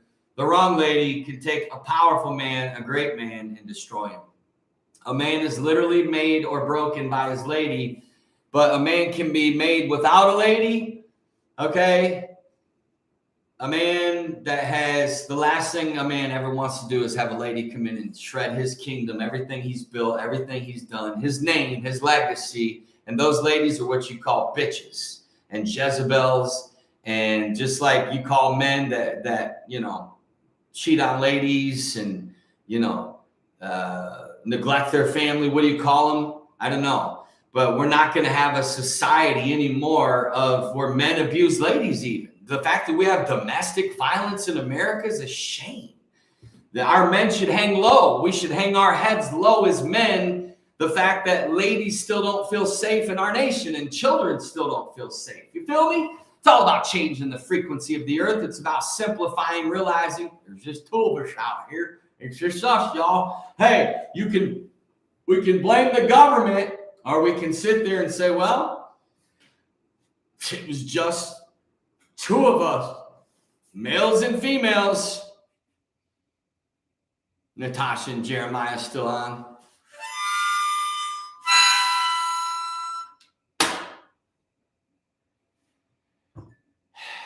Let me go get some more water, okay, guys? Listen. I'm gonna go get some more water, and we're gonna talk maybe a few more minutes. I got a meeting in 30, so no matter what, I'll be done in 30. We'll see however long God wants to speak this morning. Whatever I feel led to talk about. I feel like we're still not honoring our veterans in this nation like we should. And yeah, I want my son to marry an American lady. I want him to have pure-blooded American children from an American man and his American wife, and I want them to give birth to American children. And that's my request. I want America to have a revival of America. I want America to have a revival of love for nation. I want America to have a revival of respect and honor. Wow, the only fastest way to heal America is to restore honor and respect. I mean, just basic respect for each other, basic respect, basic honor of Mother Earth, honor of your own mothers and fathers, honor of our veterans, honor of our police officers. You know, guys, listen. This whole discussion with the police and the law, we got to get over it by now. We're 245 years old as a nation. I need to stop getting embarrassed to other countries. I need to stop. This is ridiculous. If we can't honor our own people that serve us, these people serve us. They are public servants. They are not jerks. Yes, there's bad cops, but they will be punished to the absolute highest degree. That will not be tolerated in the future of this nation. Evil cops, corrupt cops, criminal cops, criminal judges. It's simply one law, one rule. You do what's right 24/7. You protect the innocent. Under no circumstances should innocent, vulnerable people and animals in our own beautiful Mother Earth should never feel vulnerable out here. We have enough technology. We have enough power. We have enough resources. We have enough men. Hey, we got strong men in America. Don't let them shit on the men of America. We have good men here, moral men. Men that know how to treat ladies. Men that would be amazing fathers. Listen, there are so many good fathers in this nation that work hard. There are so many good fathers that love their kids and hug them every day. And there are so many dads out there taking their little daughters on daddy-daughter dates. Hey, Chris, you jumping on tomorrow, buddy? You got to get that word in tomorrow, Chris. I love you, bud. You know what's coming. So many great things. I got to talk to Chris yesterday. I know the most powerful people in the world, y'all.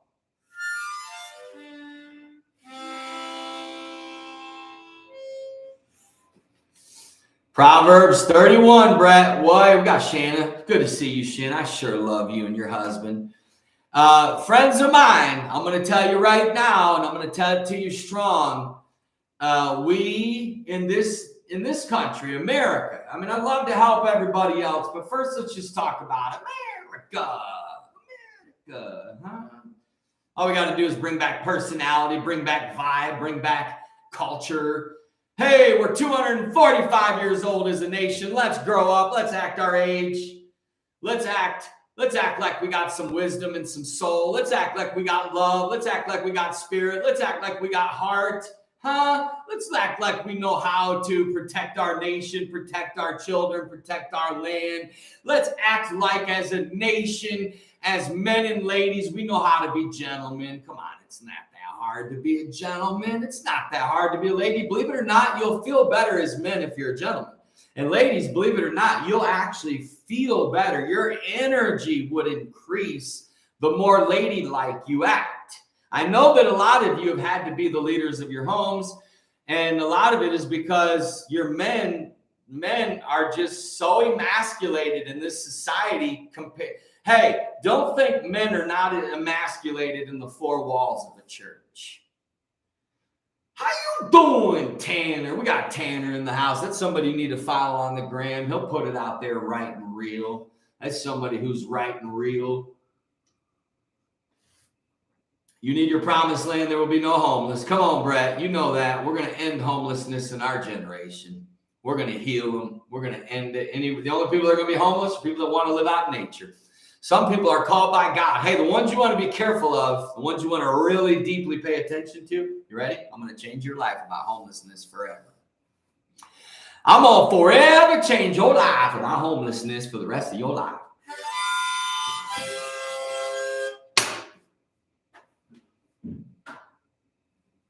Let me tell you a little story. I got my cousin, Brittany, in here, who I love. Brittany, it's so good seeing you. Boy, I'm proud of you and what you've become. Say, my friends, here it goes. You ready? Here it goes. I need somebody who can come on here and remind me of the stories I'm sharing. Because sometimes I get to telling you a story and you don't know the glory because I didn't get to finish the story and you're just hearing the gory.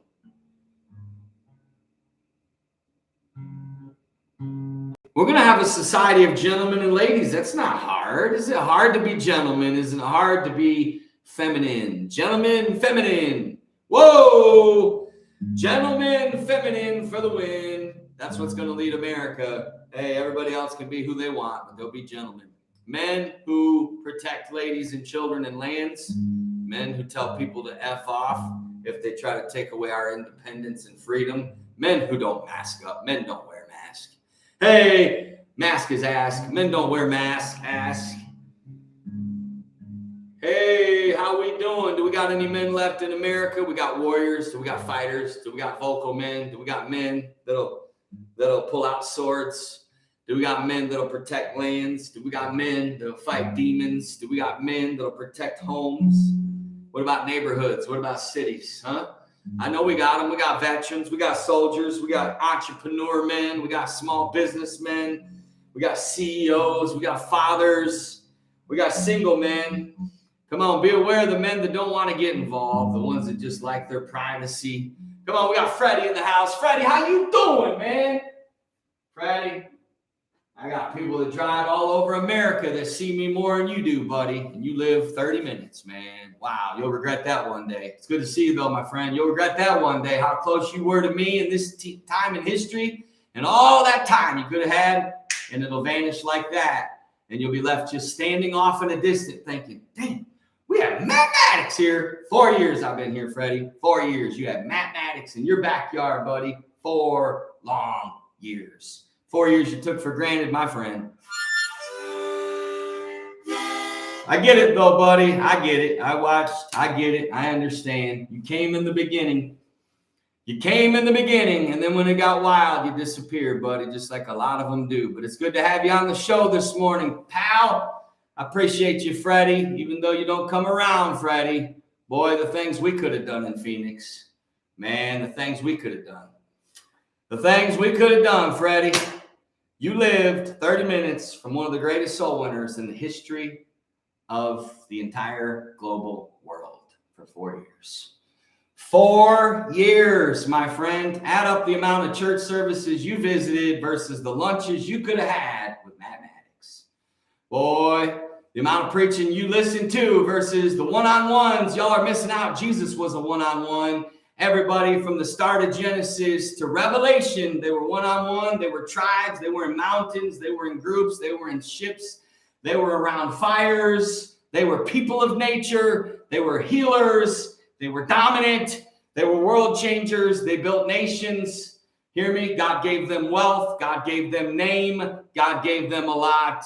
But I'll tell you what happened to all of them. They all overslept on all the greats, just like they do in today's generation. Most people in church society, most people in celebrity society oversleep on the chosen ones, oversleep on what's right in front of them. It's called hidden in plain sight. It's called gifts you don't open. It's called gifts you don't use. It's called people you could have had. It's called people you could have connected with and should have connected with, but everybody got tested. And the problem with a test is a test shows you the rest. You don't know the rest until the test. You don't know who's best until the test. You don't know who's real until you have to peel. You don't know, my friends. You don't know what's right until it's tight. I like to eat with people I starved with. Pierce shows a good one. He's running. I still talk to Pierce here and there. Pierce is fierce. Pierce is my buddy. Pierce is a good one. He's what you call a good soul, Brett. Pierce is a good soul. But anyways, it's going to be fun for me when, I've been hidden, okay? I've been healing and hidden. I've been quiet on purpose. But don't think I don't know how to turn on the lights. Don't think my angels don't know how to turn on the lights. Don't think God don't know how to say, hey, let there be light on Maddix. 4 words turns it all around. And here's what's going to be interesting to me that I knew was coming. is how many people are coming back, and I'm going to forgive. But how many people are coming back that acted like I didn't exist? That now all of a sudden, they want to act like, oh, I'm Matt Maddix's friend. That's my boy. That's my dog. Hey. Okay. Hey, I've had cell phone the whole time. I've had. You could have messaged me. I've checked all my messages. What's your plan? Let's see what he says. Let's see what Tanner's question is. What's your plan when they try to push everyone into CBDC this summer? How can people prepare? What is C? Break it down, buddy. I'm trying to remember what C, climate break. Is that some kind of lockdown that's coming this summer? Or what is it? What is the CBDC? And I'll give you my opinion, Tanner, my raw, honest opinion. My raw, honest opinion is we're all returning to nature. We're all returning to community. We're all returning to unity.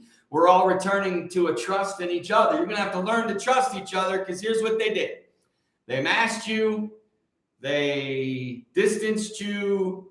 They lowered your frequency. They made you mistrust your own family, your own church, your own friend. You don't know who to trust anymore. You don't even know to trust your own government. Hey, sad day when you can't even trust your own government, who really was there to serve you.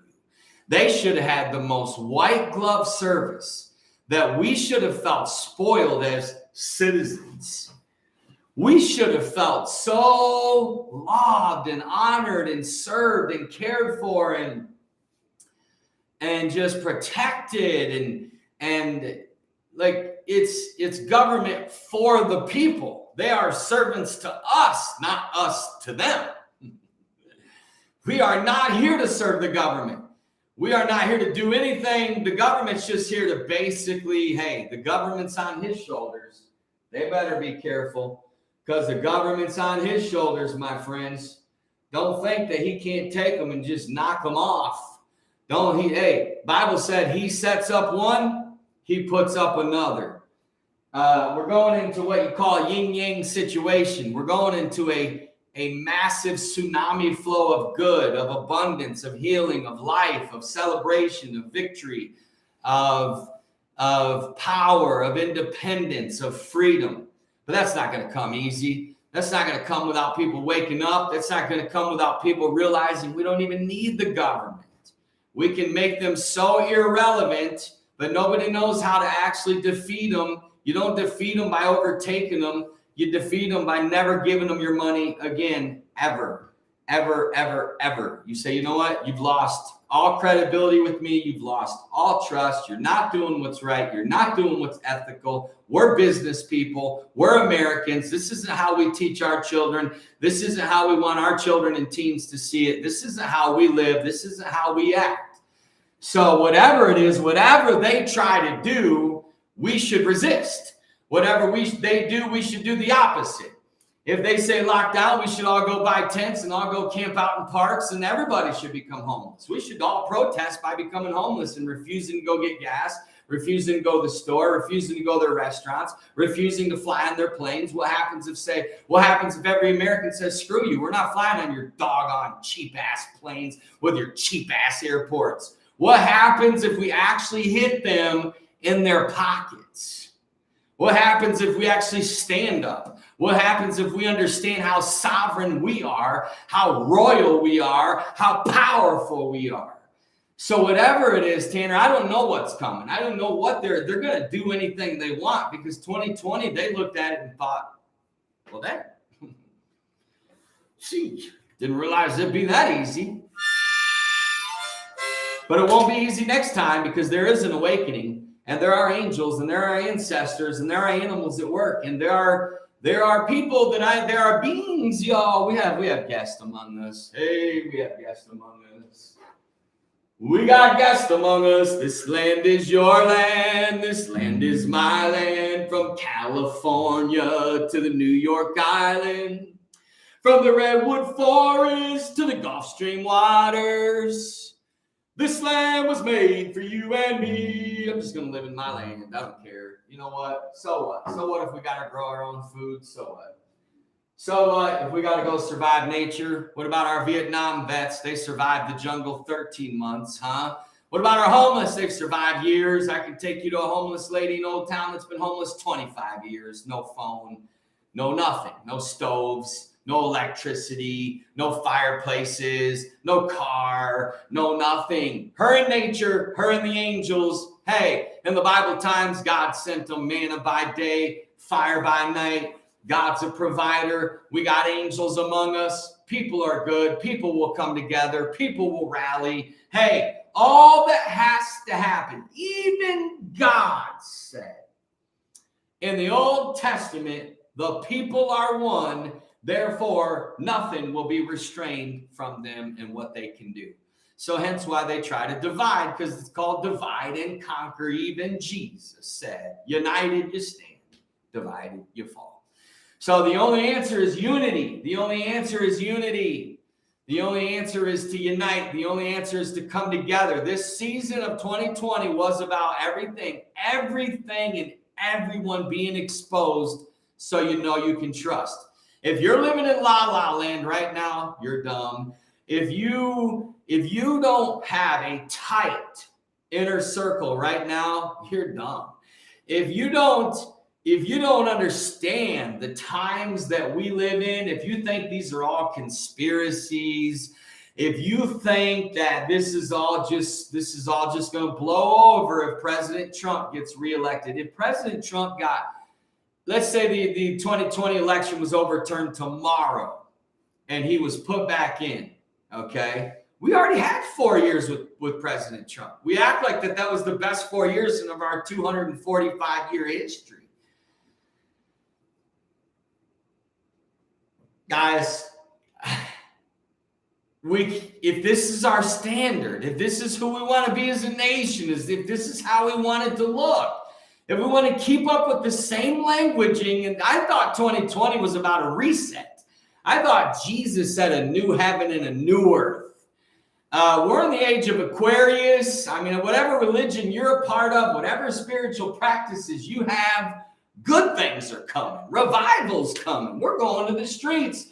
We're going to the park. We're going back to entrepreneurship. We're going back to trading. We're going back to trusting each other. We're going back to one-on-one conversations, group meetups. We're going back to portside chats, fireside chats. We're going back to festivals and feasts. We're going back to renaissances and, guys, it's a revolution. It's a revival. It's a shaking. So, what I say, Tanner, is I don't know what's coming this summer. My plan is to have the time of my life. Whatever they do, I'm going to stay Maddix. I'm going to find a way to the poor. My first response is to the poor, to, the widows, the single moms, the fatherless kids. My first response is go. My first response is, okay, let's get it on. How creative can we be? We are survivors. We are always more powerful than me. Us,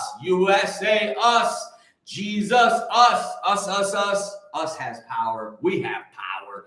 And my plan is just, I'm not one of those guys that have all kinds of food stored up. And, I'm not one of those guys that got some kind of secret bomb shelter. But I can tell you this, if anything hits the fan in this nation, I'd be one of the first ones pulled out of here and protected. I can assure you that.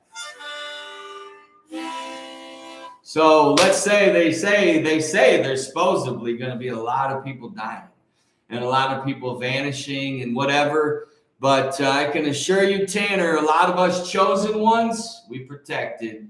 We ready. We ready. We ready for y'all. Got to know who we are, where we come from. We ready. You got to feel ready. You got to feel excited. You got to want the moment. You got to seize the moment. You got to say, this is our time. This is our nation. This is our history. This is our legacy. This is where we say, it's called drawing the line. It's called enough is enough. Even kids, you ever heard of kids that beat the shit out of the bully? You ever heard of the nerdy kid who one day just beats the shit out of the bully? Well, that's what's coming. We've been pushed around long enough as a nation. We've pushed the other people around long enough. We've had wars that should have never happened. There's missing children that should never be missing. There's children being tormented by pedophiles. There's all kinds of evil going on in high places, and it's been exposed. And many of them have been caught. They're trapped. They're without an escape. There is no escape. And many of them are going to be taken to the bottom of the sea and kept alive. It's torture beyond fathom. It's fear beyond fathom. Your brain couldn't fathom the fear that's coming for the traitors, for the ones that have sold out our nation, for the ones that have sold out our rights, for the ones that have tried to drug us and kill us, for the ones that have tried to, kill your kids and hey, there is a repaying. God said your enemy comes in one way and leaves 7 ways. That's how bad it hurts. It hurts so bad. Your enemy gets cut up in 7 pieces, meaning it's a brutal repay of the angels and of God himself. It's a repay of karma, if you would. It's a repay of Mother Earth alone, and its animals and its plants and its trees and its sea and its mountains alone.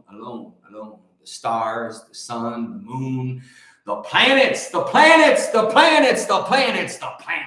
Huh?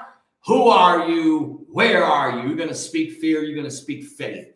You're going to live with fire, or are you going to be a wet blanket? Are you going to be negative? Are you going to be positive? Are you going to have a vision for the future, or are you going to only see the doom of the past? Hey, the past doesn't last. The past isn't supposed to last. The past is your teacher.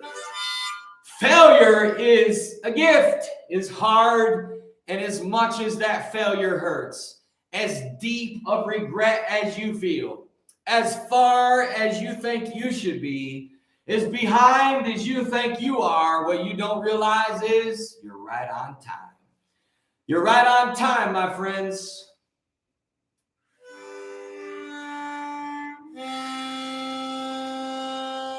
You're on time. You don't have to whine. You're on time. I'm going to leave y'all, and I'll be back tomorrow morning. So in the meantime, you know what you do, Tanner, and everybody else watching? Hey, who do we got on here on Morning with Maddix on Facebook Live? Say it ain't real. Say we don't have John Fon on here. He said, great show. We got Donna Garrison. We got Jim LeBlanc on here. Man, this makes me smile. We got Matthew in the house. Don't let anyone take away your candle, your light, your fight. Hey, don't ever let anybody take away your right, your light, or your fight.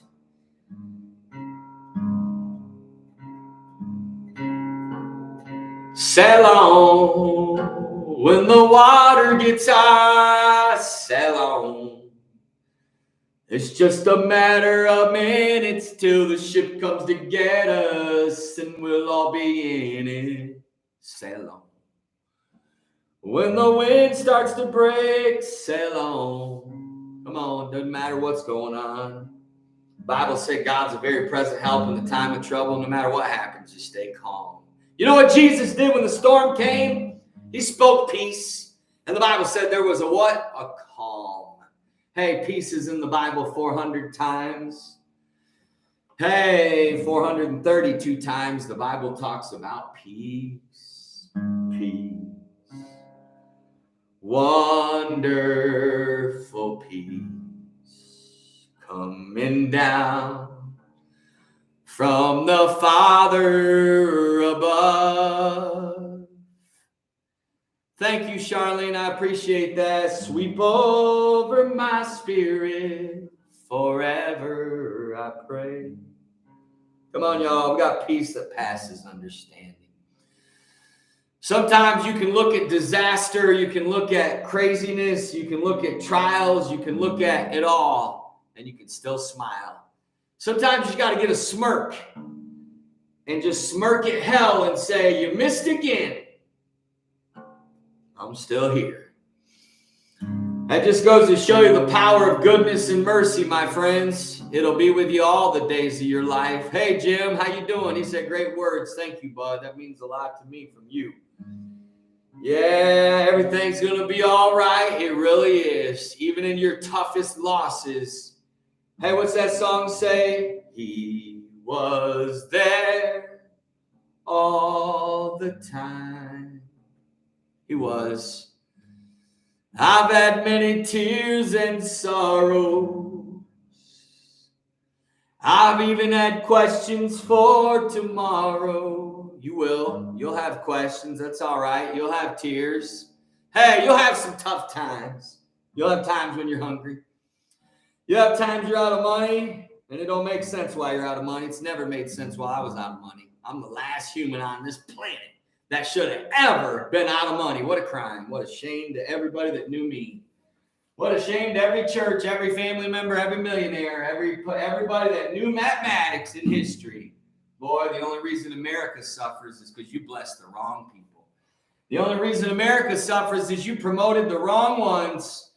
You kept wanting celebrities, Santa Clauses, Easter bunnies, and superheroes, y'all. That's what you wanted. You blessed and promoted the wrong ones, man. It's a sad.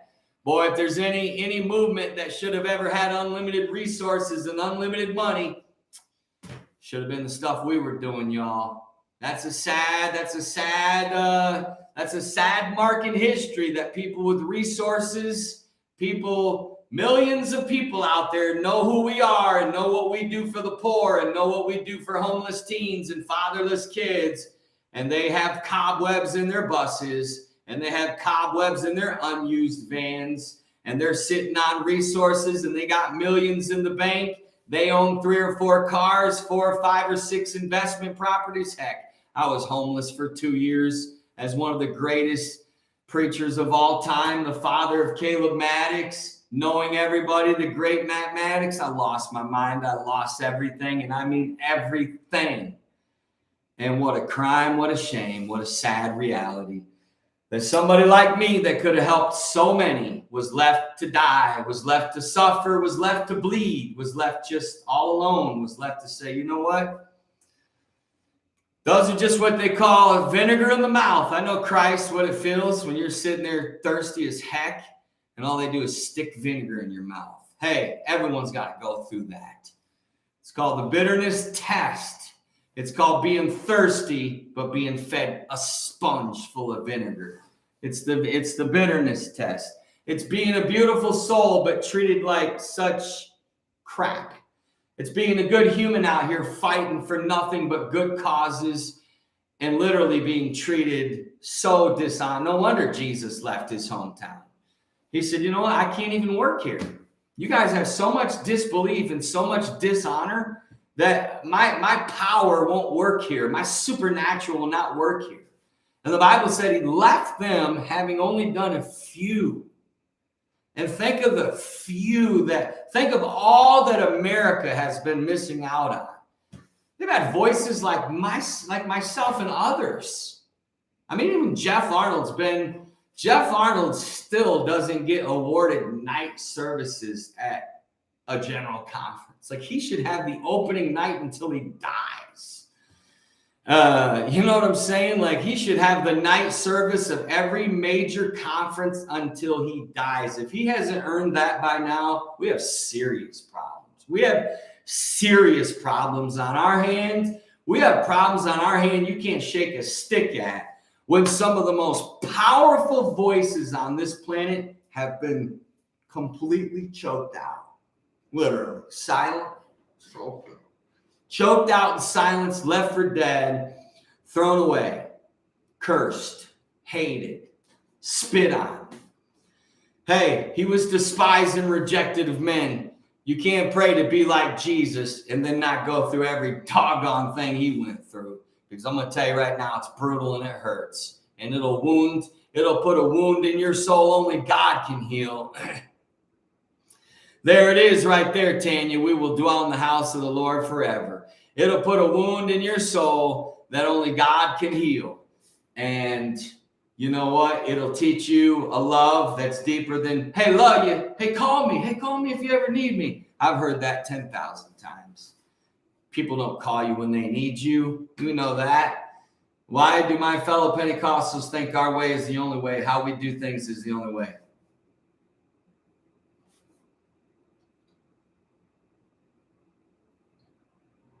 It's the fastest way to grow in a cult is to have an us versus them mentality.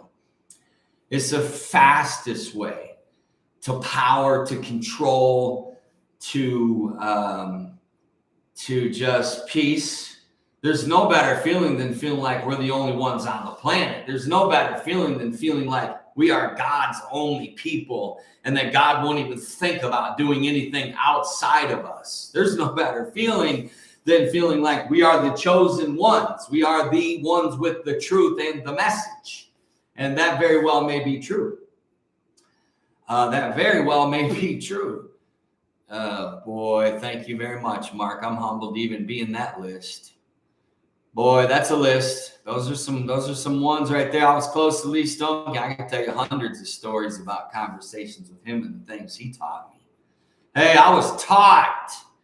I didn't just listen to preaching. I listened to masters. I listened to the teaching. I listened to the principles. I listened to the spiritual practices, to the secrets of the supernatural, to the secrets of the favor, to the secrets with the angels. I listened to this. I listened and I walked with them, talked with them, and got to watch it. I've been in miracle crusades. I've seen the miraculous. And I think, Paul, to answer your question, which is a great question, my friend, is, spiritual pride is a real thing. Elitism is a real thing. Jesus would tell his own disciples, look, if they're not against us, they're for us. So I don't know how deep we take the Jesus teachings. If we took the Jesus teachings and the book of Acts teachings as deep as we should, 99% of Christianity would have to go away today. It just would. I mean, we could have to restart the whole doggone thing.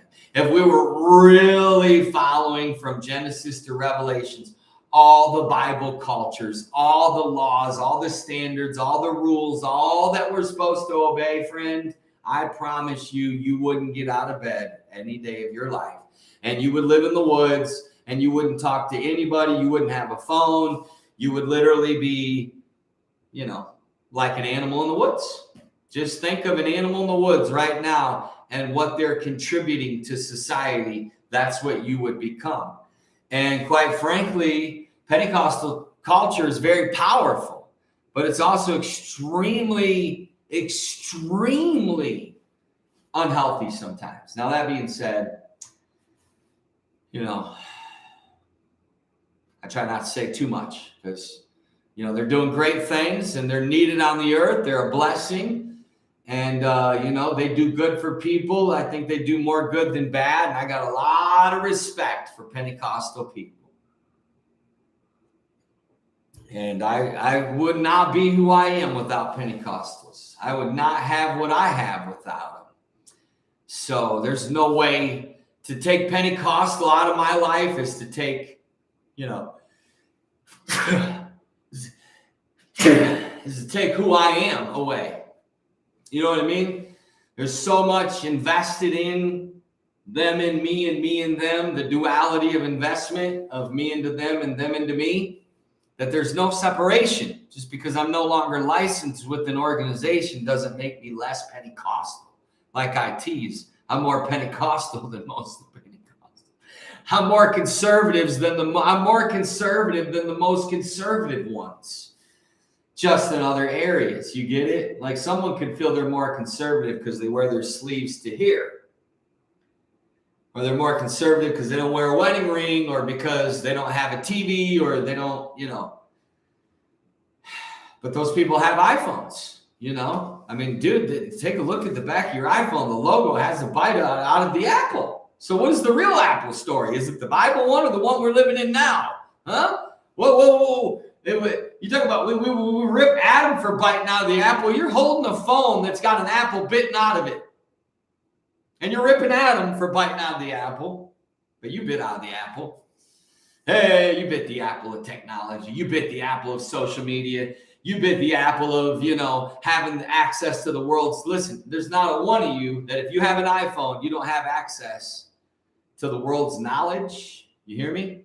You have access to everything in the entire world in the palm of your hand. And you don't even realize how much power sits in the palms of your hands. She said, I'm Pentecostal, but I hate the label we turn into religion. We need to focus on Christian aspect. Yes, Paul. Paul, go back and rewatch Morning with Maddix, buddy. You'll get my take. People would think I'm anti-Christian, and I'm not. I just don't remember Jesus using that word or referring to his followers as Christians. But I get it because it's an identification of, yes, I follow Christ. Well, if the moment you label yourself a Christian, then you know how veterans, if they see another veteran like not upholding the morals of the values of, say, a fellow Marine or whatnot, well, you can't proclaim to be a follower of Jesus and not have an obsession to want to heal the sick, feed the poor, and be among the outcast and the sinners.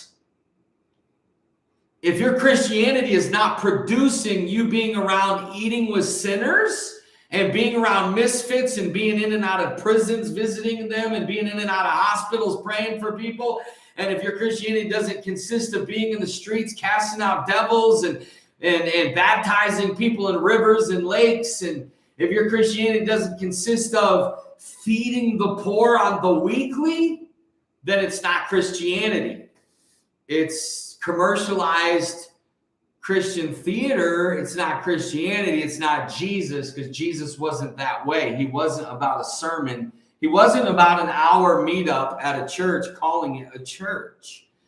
3 or 4 songs, a sermon, and we've had church. Really? Well, how many hours were you outside? Because Jesus was outside. He was in the public. He was near the water. He went to the mountains. The children of Israel, they didn't have a Bible. There was no Bible. They only had 10 commandments. Wow, where have we gone as a society? Moses starts with 10 commandments. America has over 7,000 laws now. That's how screwed up we are.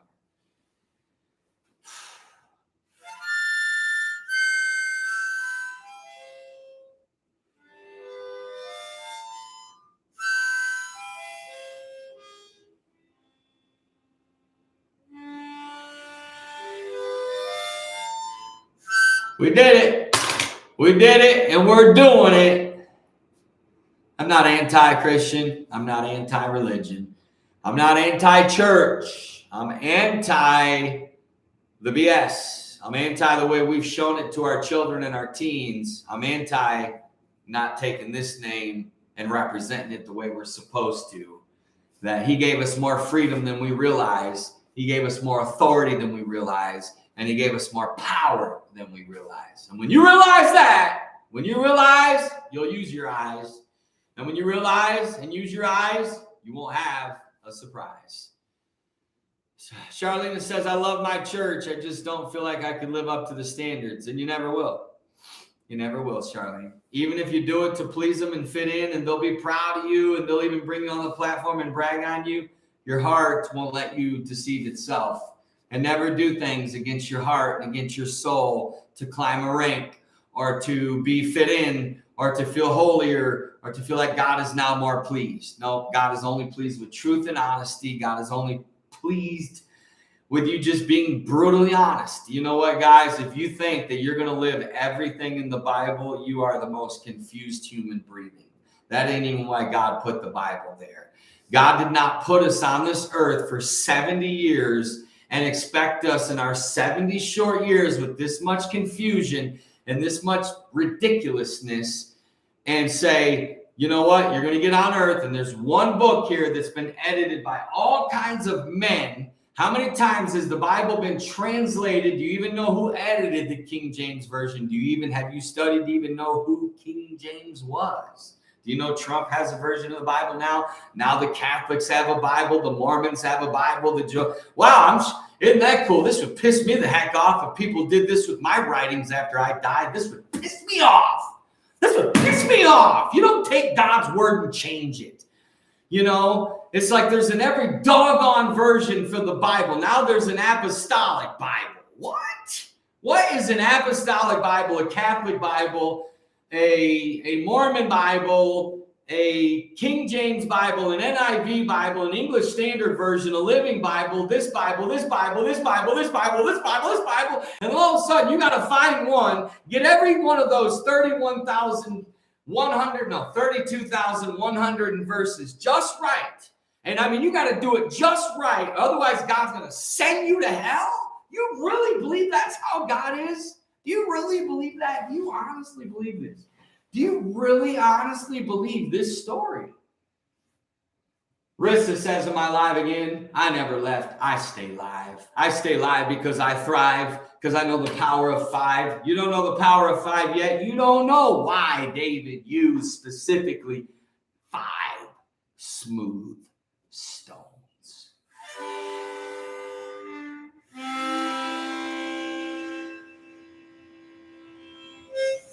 Hey, YouTube, you'll have to forgive me because over here sits my Facebook and Instagram. And many of you are not live with me right now. I haven't grown my YouTube like I should. I haven't grown any of my social media like I should because I didn't know if I would. Meaning I didn't like I should because I didn't know if I would. Can you give me at least one honest confession? Meaning,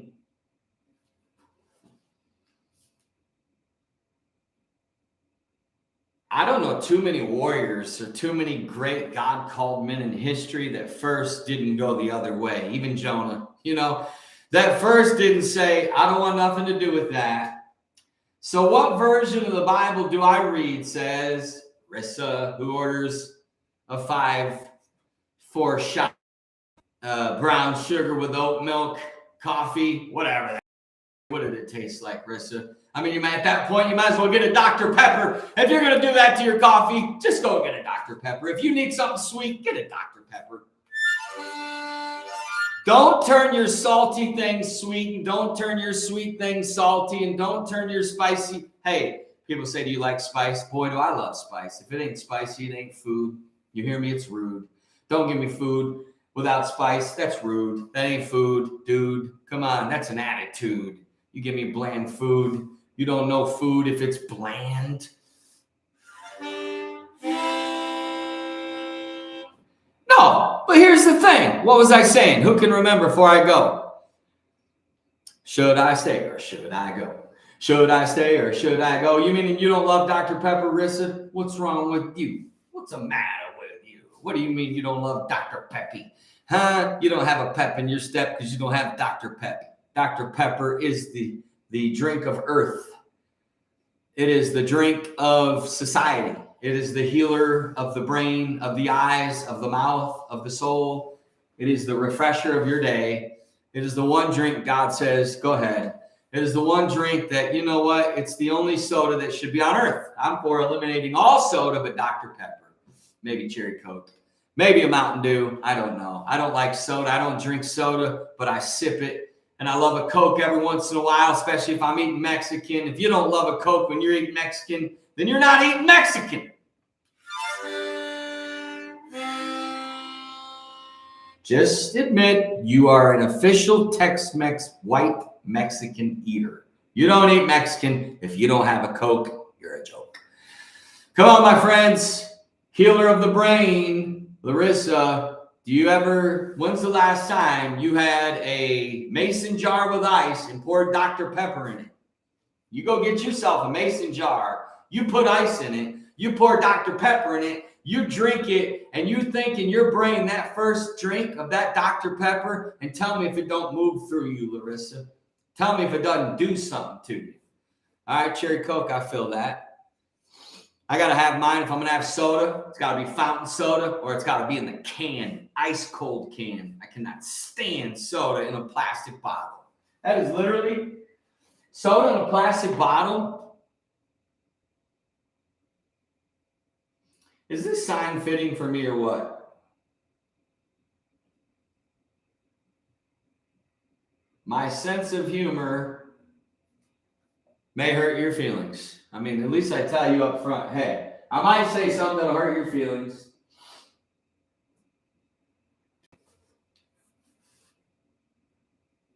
Yeah, I got to go get my hair cut this morning. Should I keep the beard, guys? What do y'all feel?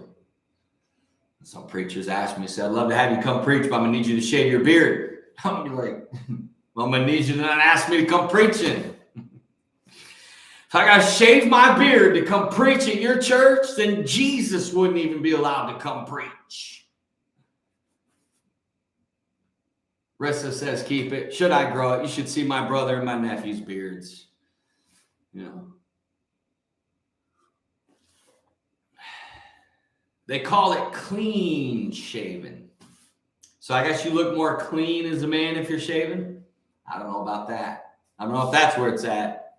You got hit with a bat. Hey, my friends, this is the best day of your life. Today's the first day of the rest of your life. You live today with a smile. You live with peace. You speak peace. You speak gratitude. You find something to be thankful for. You find ways to be more thankful. How can I be more thankful today? How can I have more gratitude?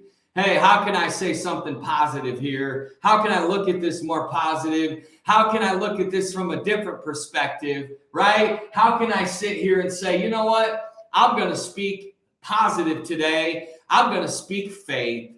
I'm going to enjoy my day. I'm going to be in a good mood. I'm going to be happy. I'm going to say yes, ma'am, and I'm going to say yes, sir. Hey, how about yes, ma'am, and yes, sir again? That kind of changes everything. If we go back to a society of gentlemen and ladies where we naturally say yes, ma'am, and naturally say yes, sir, and naturally, please and thank you and smiling and just the natural stuff again, the natural personality, the basics of human basics of how you doing, smiling. Thank you so much. I appreciate that eye contact. Sometimes I like to sit in and watch people. Yesterday I was in a juice bar. So I sat there and I watched and I thought, I'm going to see how many times the lady at the cashier looks into the eyes of people while they're ordering.